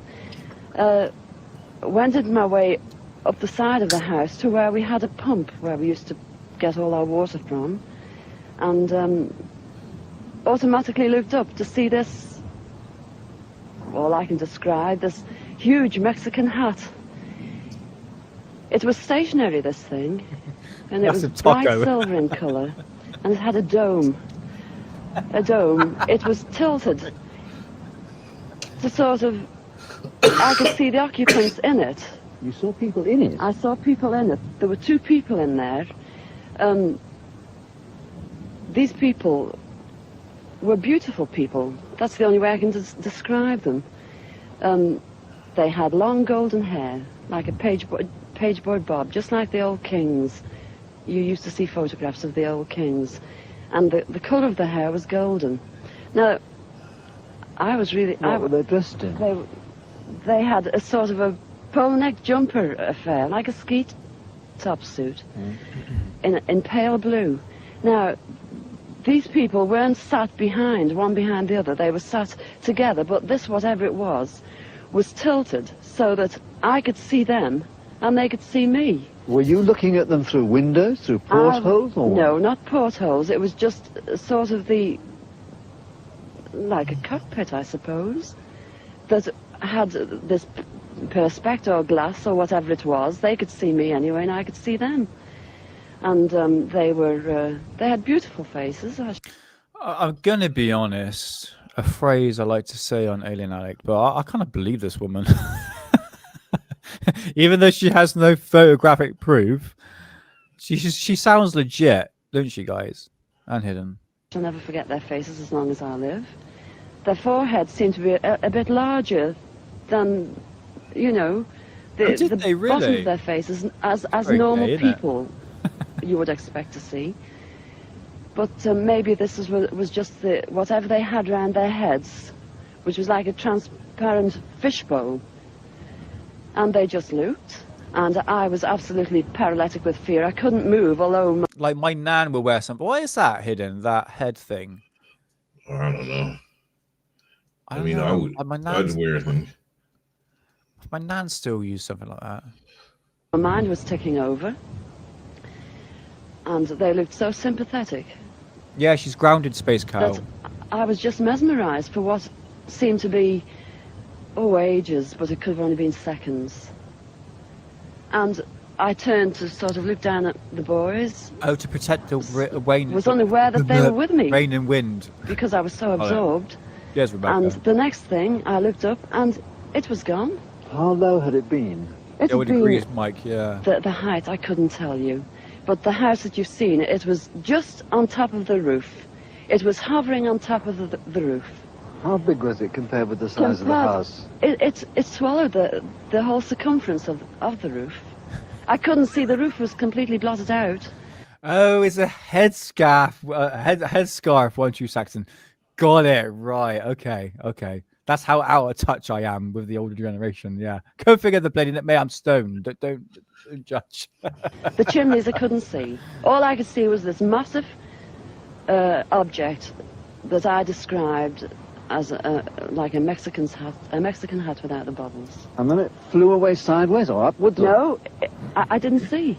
I just looked up and it had gone. But I assume it went straight up. Because for a short while after in the sky, I looked around and I said to my two boys, "Well, can you see anything? Can you see anything?" And they said, "There it is, Mum." And they pointed up and I watched it. It was just like a little cotton reel in the sky. And it circled us 3 times. It went round 3 times and then it just shut off. And that was it. When I started to analyse myself afterwards, I feared that I might have had an hallucination. But then I knew I hadn't had, because my sons were so sure about what they'd seen and what I'd seen. And the piece of poo in my pants made it real. I reminded it was a secret weapon from Russia, and then I thought, well, it can't be that, because if they had something like that, they wouldn't need to fear anybody or anything. Were you scared by it? Did you run indoors? Oh, I was petrified. I couldn't move. I couldn't move a muscle. I was paralysed with fear. Yeah. But photograph now I wouldn't be.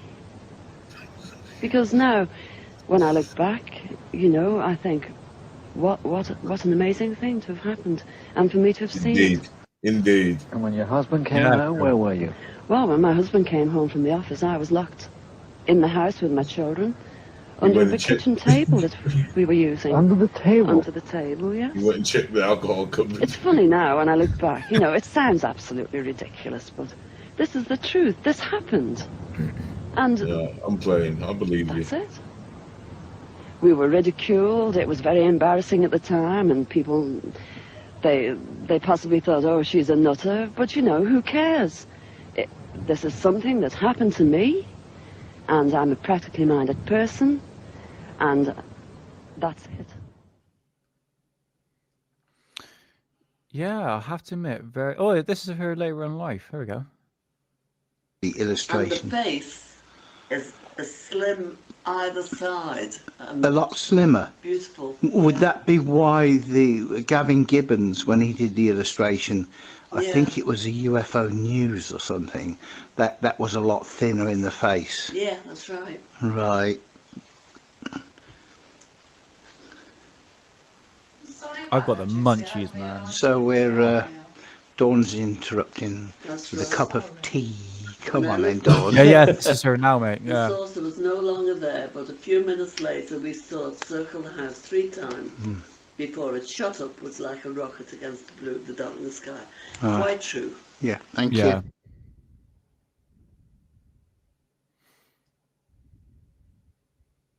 Imagine being able to build an app with your name on it just by thinking about it. Meet Base 44.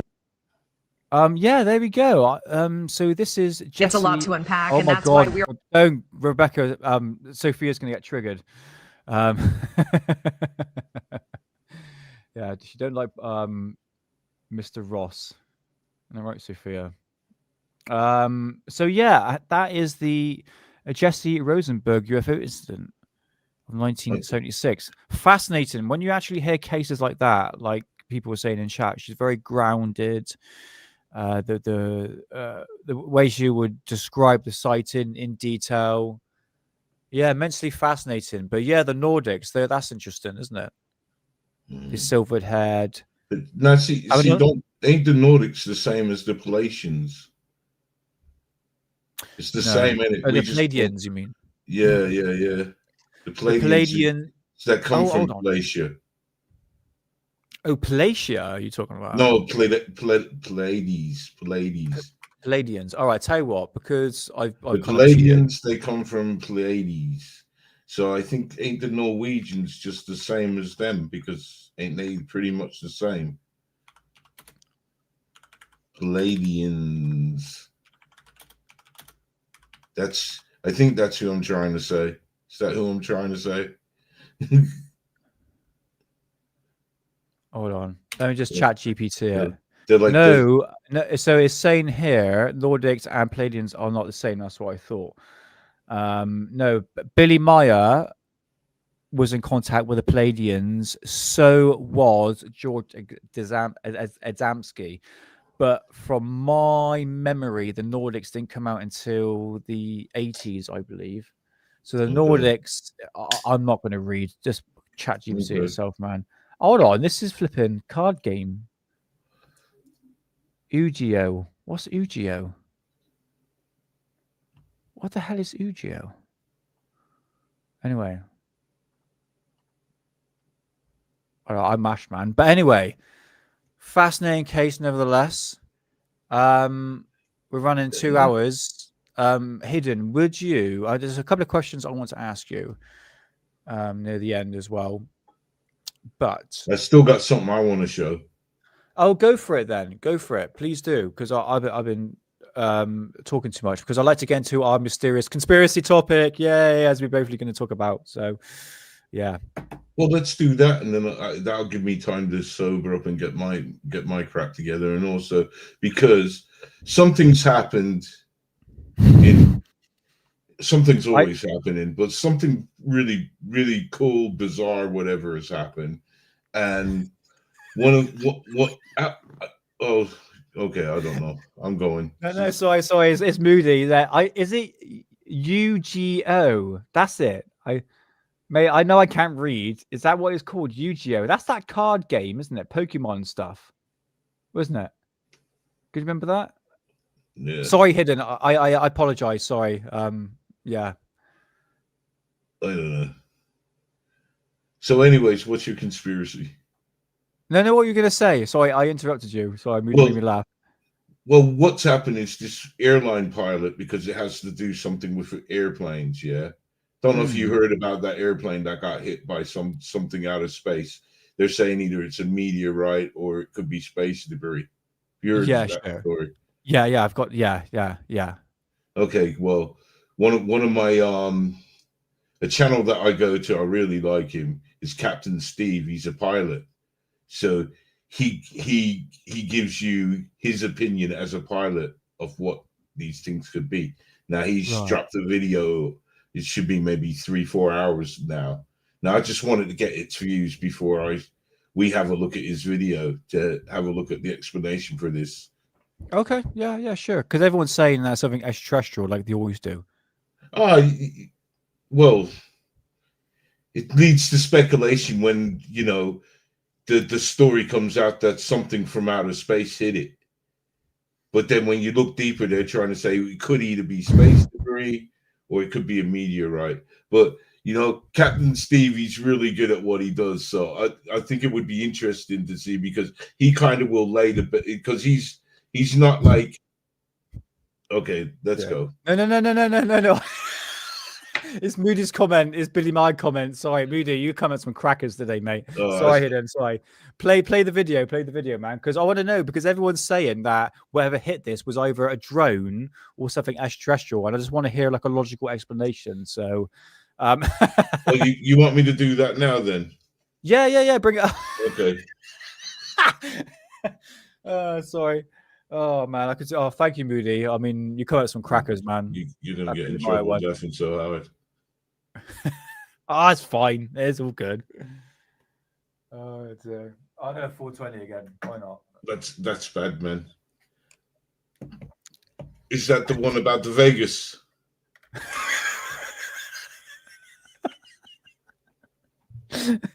Might be. Play the video, have a little look, because I got something queued up on my Twitter page to do with this, whatever hit this airplane. So yeah. All right. Well, what I wanted to do, just in case. Hold on. Okay, Drumstick. All the best, mate. See you next time, mate, and have a good night. Take care. Who's going? Drumstick. Good night, Drumstick, buddy. I'm just trying to get this up now first. So, thanks for tuning in, man. Yes. Okay, so man, it's been ages since I did this. We got it up, yeah? No, that's you.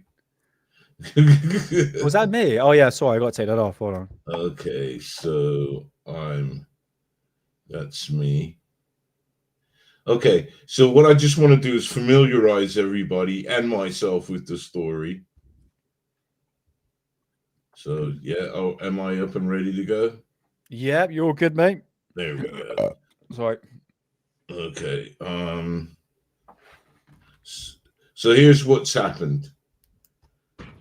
First at 10, a United Airlines flight coming from Denver to LA diverts to Salt Lake City after an object struck the plane midair, shattering the windshield and injuring the pilot with glass shards.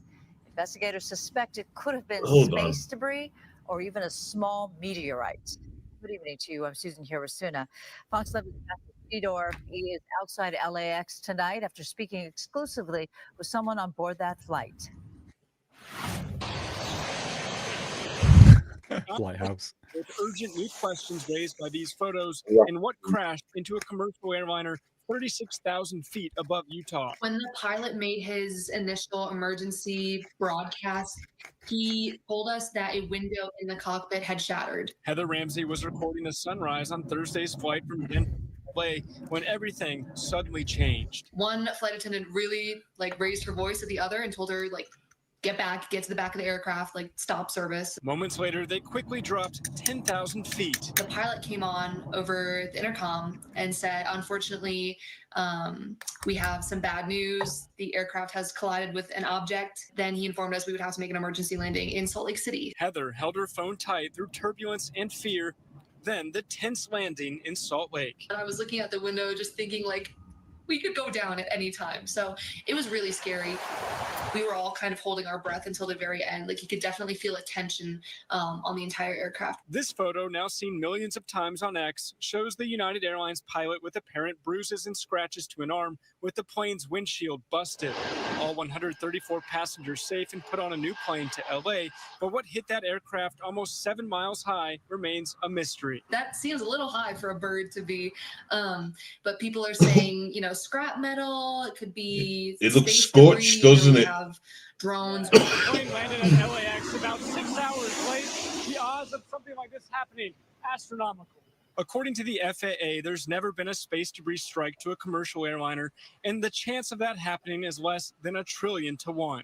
The NTSB releasing this statement Sunday, saying they're investigating a cracked windscreen while gathering radar, weather, and flight recorder data. The pilot did a phenomenal job, both manning the aircraft after that happened and keeping composure.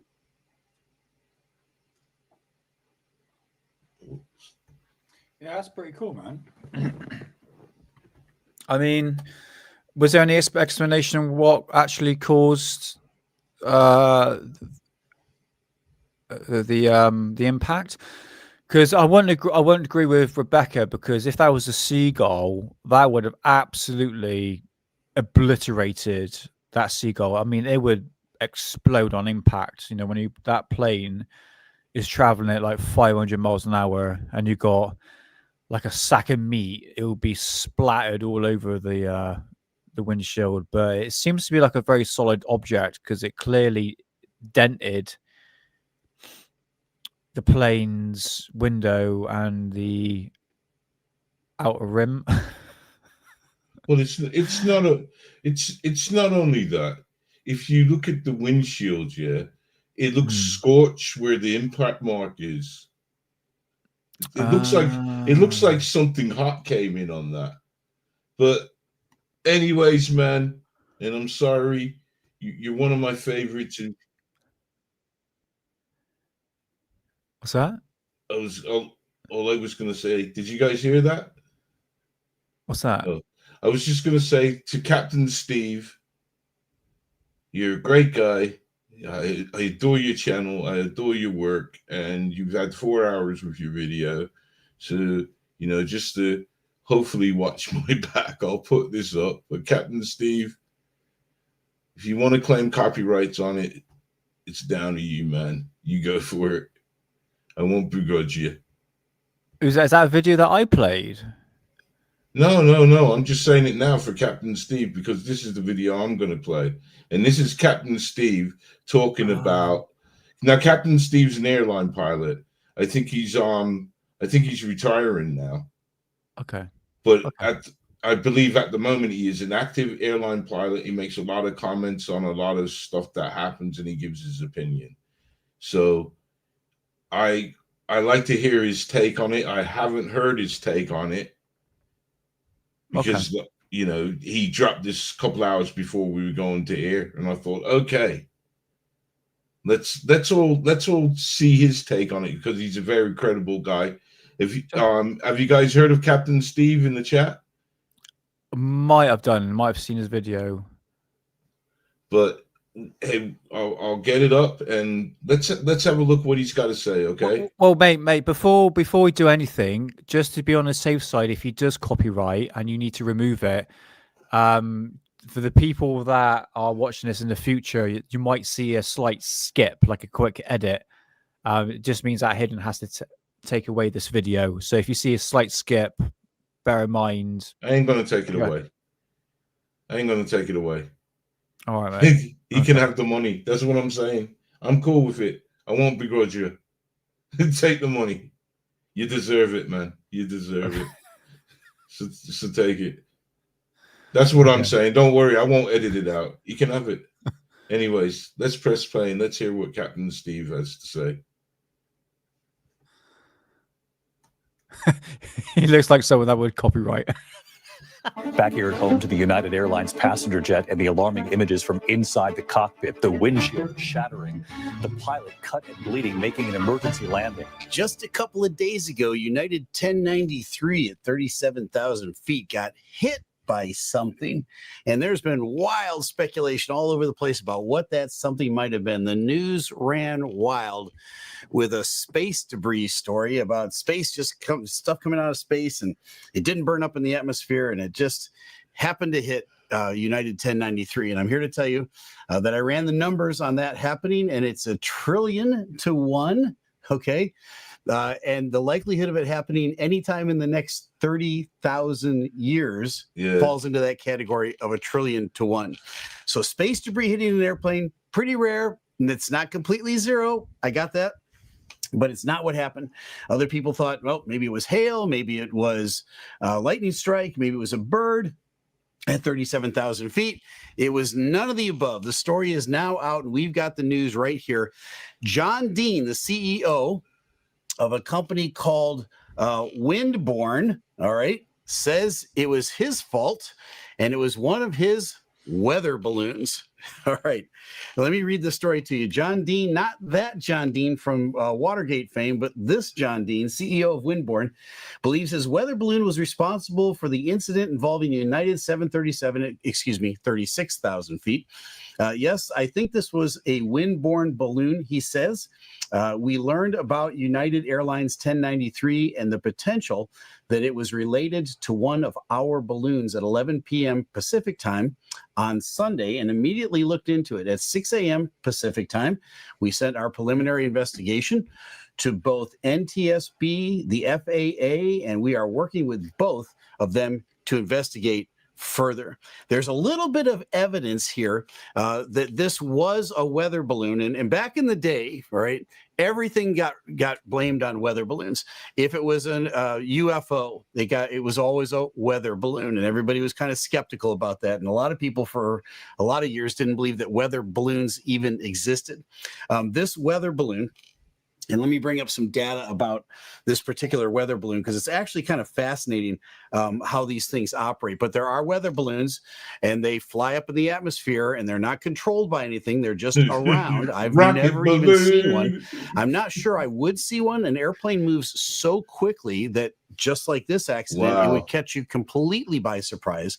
There's no way you could maneuver out of the way of a... What do you think, man? I'm not too sure, buddy. Well, I'm not saying as a bird, purely because that thing would have been absolutely splattered. How the velocity of that aircraft is traveling. A weather balloon what is it? The actual device itself, not the balloon itself, because I reckon it'll just get trapped up in the aircraft itself, even on the wing or something like that.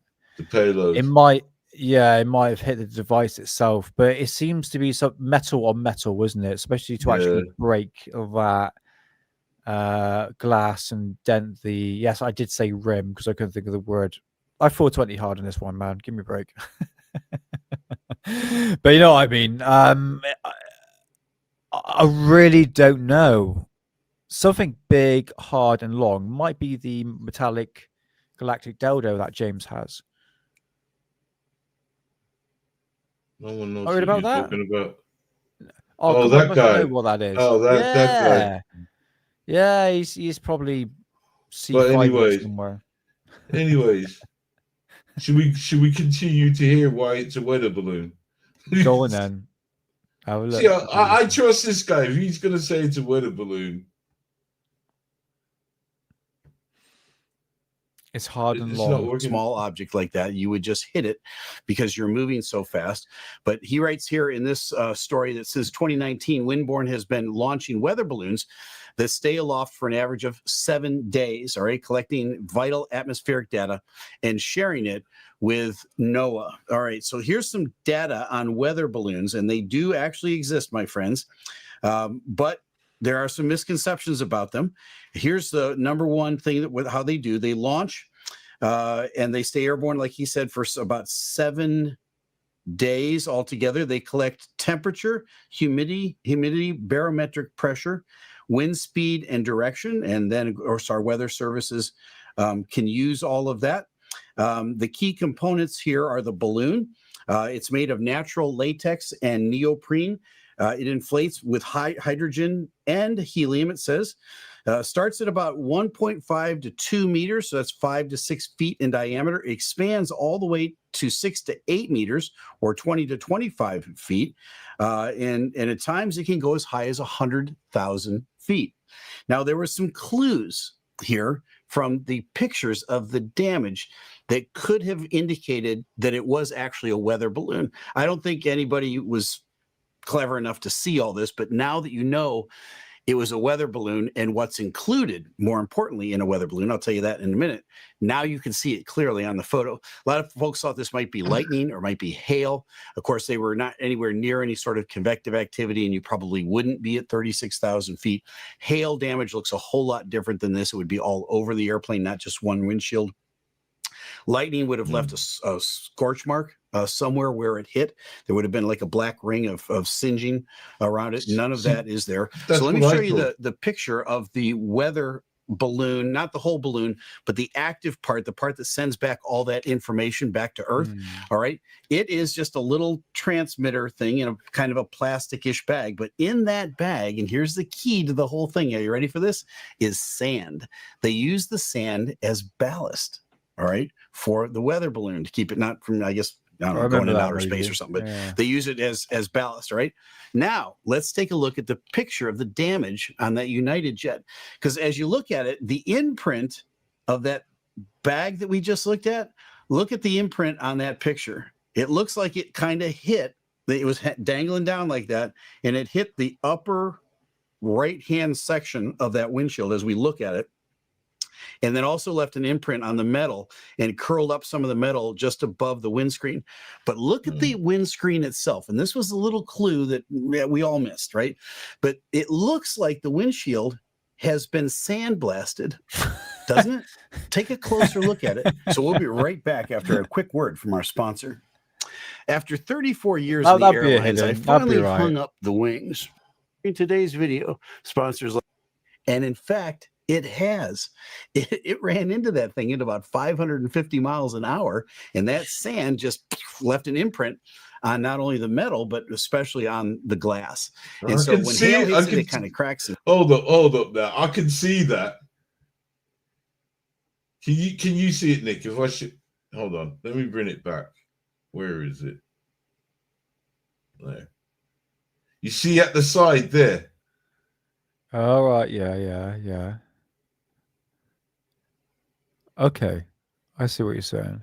And I wonder if when he's saying it's been sandblast, I wonder if, because that couldn't be rust, could that? You see that brownish thing up there? No. But that definitely looks like that's been blasted. Because sandblasting would bring it more shiny as well. Oh, right. Okay. And that looks, he could have a point there. If it's hit the bag and going at that speed. What do you think? Not buying it. I reckon those devices are like, they're not that heavy, I would imagine. I mean, from that, what I saw, it looks like it was more or less the thing that was hanging from it was the solar panel. I'm talking about the actual transmitter here. I would imagine it'd be some sort of like a box signal to give off, a powerful Wi-Fi signal. But personally, myself, depending on what weather balloon it is, I need to have a look at specifics. Yeah, this is like Moody says. This plane got teabagged by another weather balloon. You know what I mean?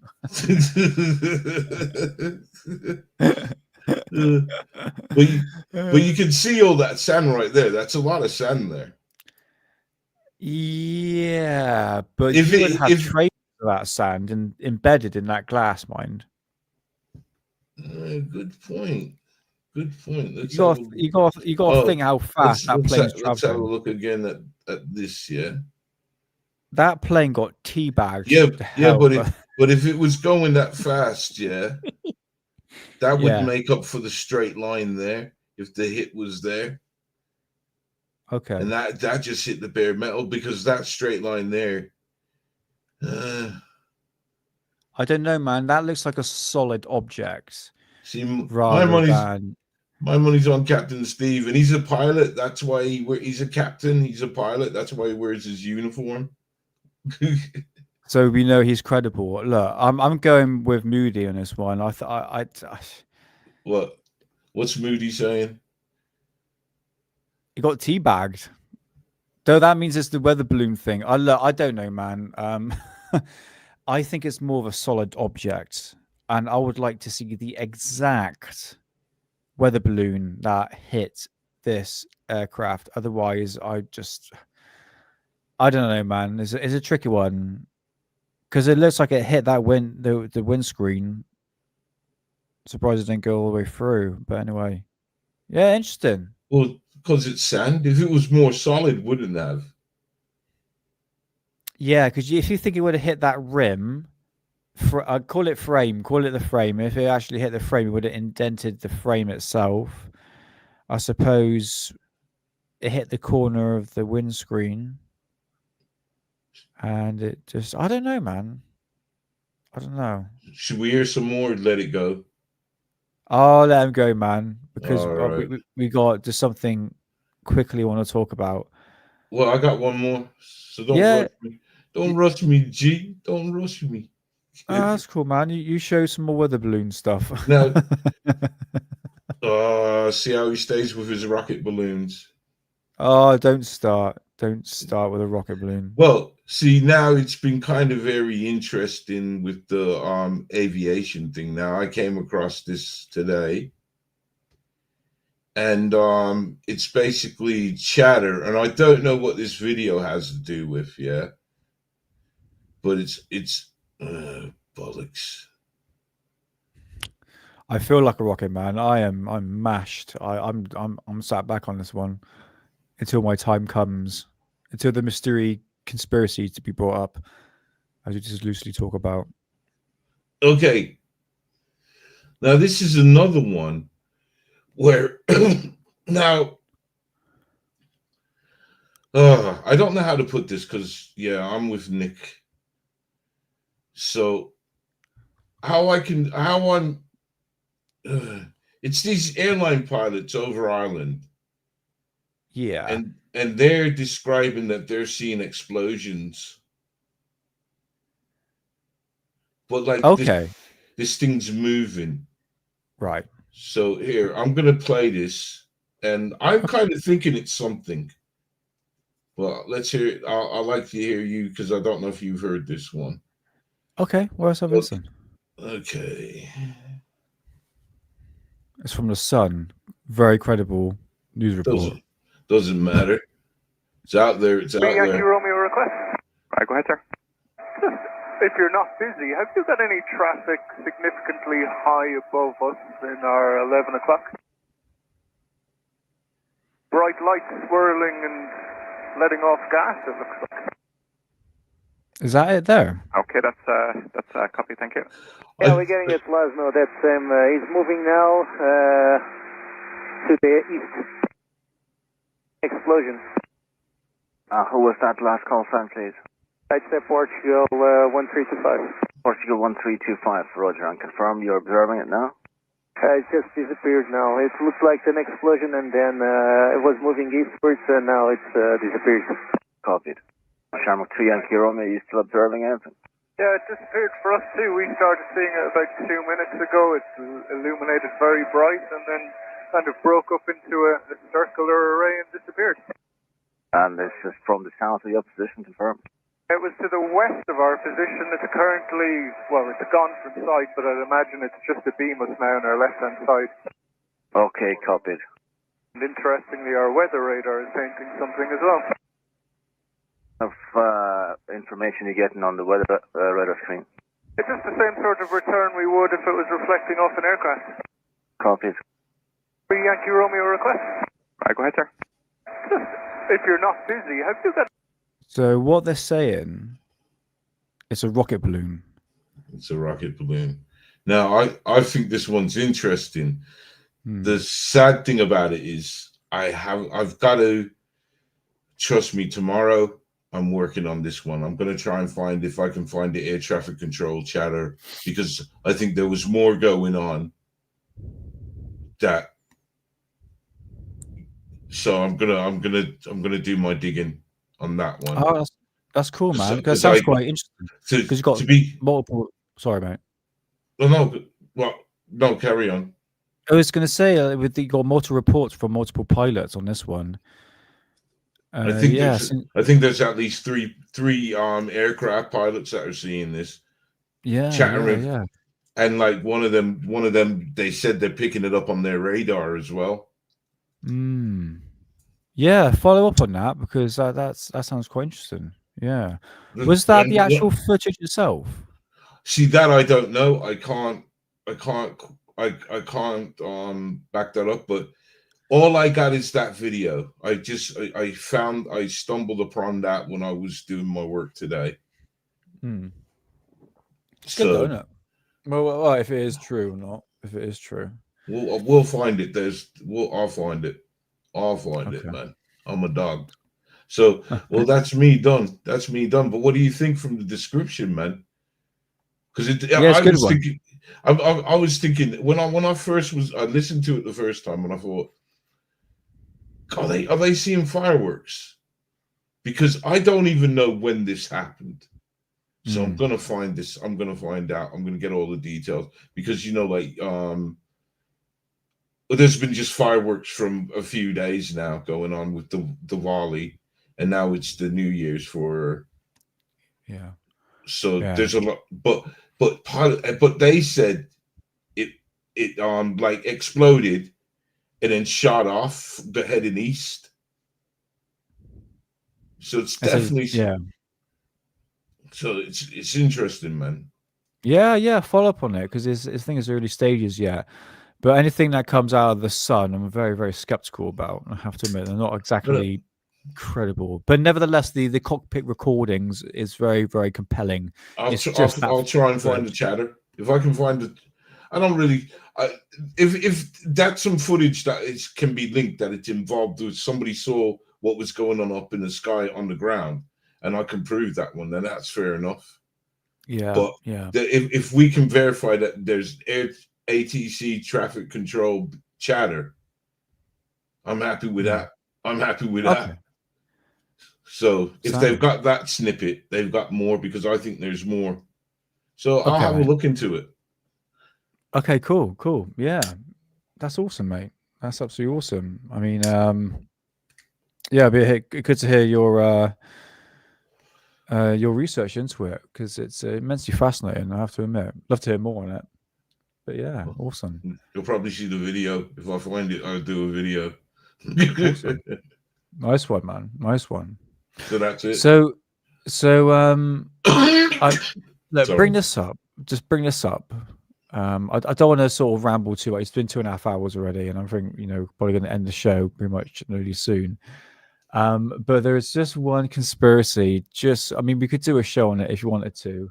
I just want to hear your thoughts on it, and that's whether or not Paul McCartney actually died in the 60s and was replaced by Billy Shears. So on the left here is Paul McCartney, and to the right is Billy Shears. There's actual replacement. Have you heard of this conspiracy, Hidden? It's an old one.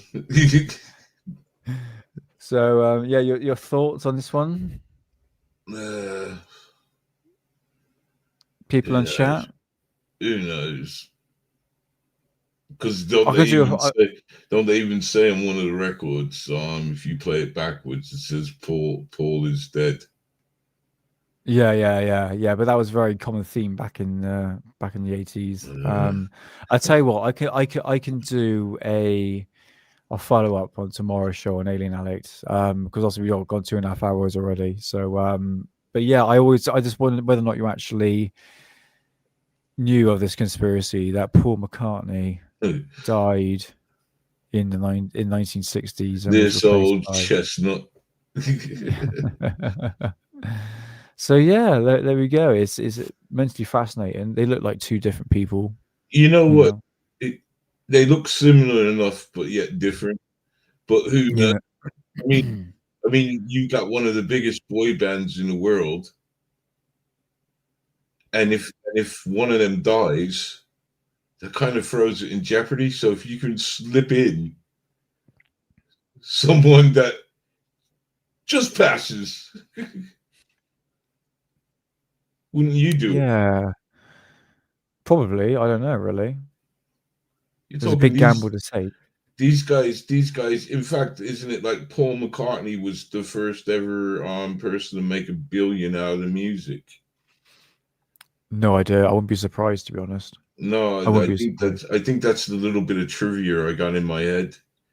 We could ask ChatGPT, but I suppose I'm going to be faster than that and say, yeah, he was the first billion. So I'm going to put the Beatles. So was Paul McCartney? Oh, it was Paul McCartney. But it's safe to say that. What shall I put? Was Paul McCartney the first billionaire musician?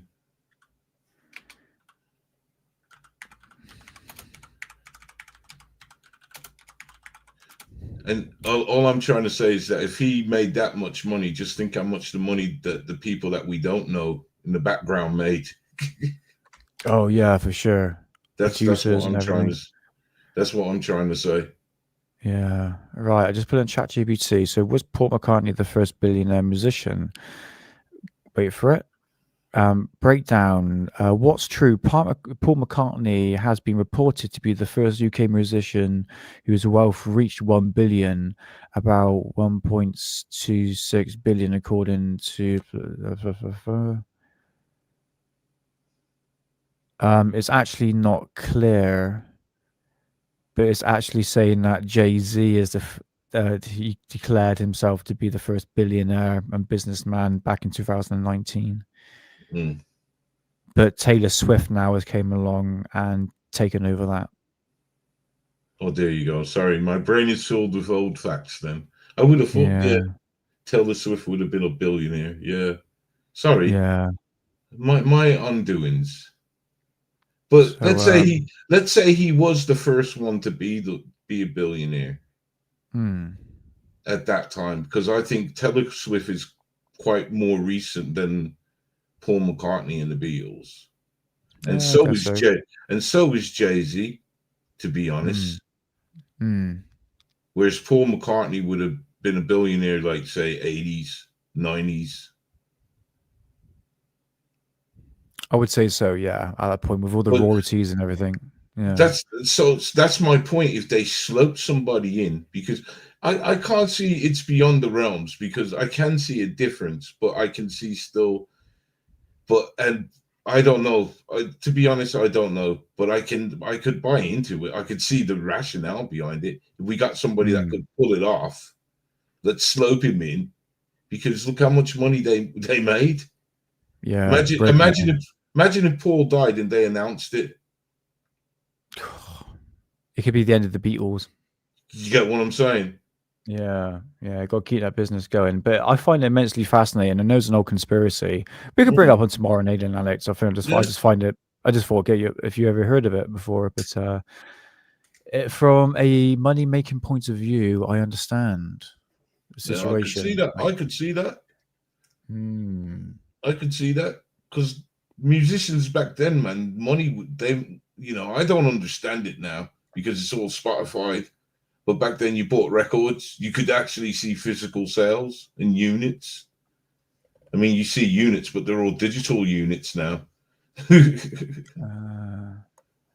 Well, it says Sophia saying that Paul McCartney became the first UK musician to achieve billionaire status, as reported in 2024. But he was part of a small group of musicians, including Jay-Z and Taylor Swift, who reached this milestone. So there you go. Yeah. Kanye West is also a billionaire too. Yeah. Yeah. But what I'm trying to say is Paul McCartney was the first one to be in that club. Yeah. He's kind of the Mac Daddy of that club. Yeah. Pretty much so, mate. Pretty much so. Yeah. And Diddy, according to John. Yeah. But that's that. Yeah. Mate, no offense, could we end the show? I am absolutely mashed, man. I've got nothing else to say or show on this live stream. But I hope this was a bit entertaining for people, because there's so many different UFO sightings in England, and I just want to pick out the ones that we could potentially do 4 episodes on, like Rendlesham Forest, which I quite like the Moody Mongrel approach to it. But yeah, it's been fun as always, guys. Fun as always, and we'll be back. Oh, actually, dude, we'll be back next week because we have a Halloween show to be done, and we're not too sure what the date would be, but Hidden will let you know in due course on that. We got a date yet, Hidden? I think we'll let everyone know in due course, isn't it? I think. Yeah. Well, here's what I'm thinking. Is we're gonna have Jamie Mitchell. I hope I'm saying your name right. We're trying to get Jamie Mitchell up. He's done a documentary. Well, he'll have to explain, but he did this documentary about the ghost of Carmel, Maine. So he's going to come over and have a chat, and we'll probably look at some videos, but that's going to be our guest. So we'll bring up some spooky stuff, which would be pretty cool. Yeah, I'll grab all my best evidence that I can. So yeah. So yeah, I'll be looking forward to it. As I say, we'll confirm what date and everything in due course. Yeah. So that's it then. That's it. So thank you guys for turning up, for getting chonged with us. Yeah, man. And remember, balloons go as high as 100,000 feet. Rocket balloons flying high up in the sky. Rocket balloons. Just remember that, man. Planes beware. So according to Captain Steve, it's been soft. What was it? Oh, mate. So yeah, guys. Pleasure as always, and see you on Friday on Alien Addicts. But definitely catch me in here the next week. We'll let you know what day we'll be going live. So yeah, definitely. Okay, man. Halloween show. So thank you guys for turning up, man. And thank you. God, my memory's terrible. Thank you, David Banner. David or Bruce, for your kind donation, man. Thank you so much. Yeah, and thank you. I don't know when another video is going to turn up, but I'm working, man. I'm working. Nick, welcome to my world, man. It's been like this for like 4 years of those crappy videos, and it's getting my worse. God, it's getting worse now because of AI. But hey, terrible. There's some funny ones too. Have you seen the Jake Paul ones? No, I haven't. I've seen the Michael Jackson ones and all that. You gotta look at the Jake Paul one. There's one where he's doing a makeup tutorial. Jesus Christ. Oh man. The funniest one I saw was Stephen Hawkins doing a rodeo. Oh my God. He's doing like backflips on like Tony Hawk's skateboards and stuff. Yeah, hilarious. It's brilliant. Oh God. See, so we curse AI, man, but I'll tell you what, it is. I've seen like the Queen talking patois. It's just insane, man. It's just insane. Oh dear. Don't worry, Rebecca, if you can't make Friday's show, don't worry. You can catch us next week, and you can catch us anytime. Or you can catch the Halloween show. Yeah, it's gonna be a blast, guys. It's gonna be an absolute blast. So okay, so I'm ending it now, and if I don't do a video, then I won't get to say it to you, so I'll say it now. Stay blessed and keep safe. Hold on, John P. Adventures, man. I forgot to say, absolutely loved the song that you did, man. And I get some time, man. I'm gonna put a video to it, man. I might show you guys. Well, I'll show you guys the song that John wrote, man. Absolutely love it. Absolutely love it. Nice, mate. All right, so that's it. Good night, everyone. Good night, Nick. All right, I want a quick chat. Yeah, thank you. Pleasure. Thanks, guys. See you soon. All the best. Have a good night. Before I burp again. For there is nothing hidden that will not be revealed, and nothing concealed that will not be known and illuminated. Stay blessed and keep safe. This is the hidden underbelly.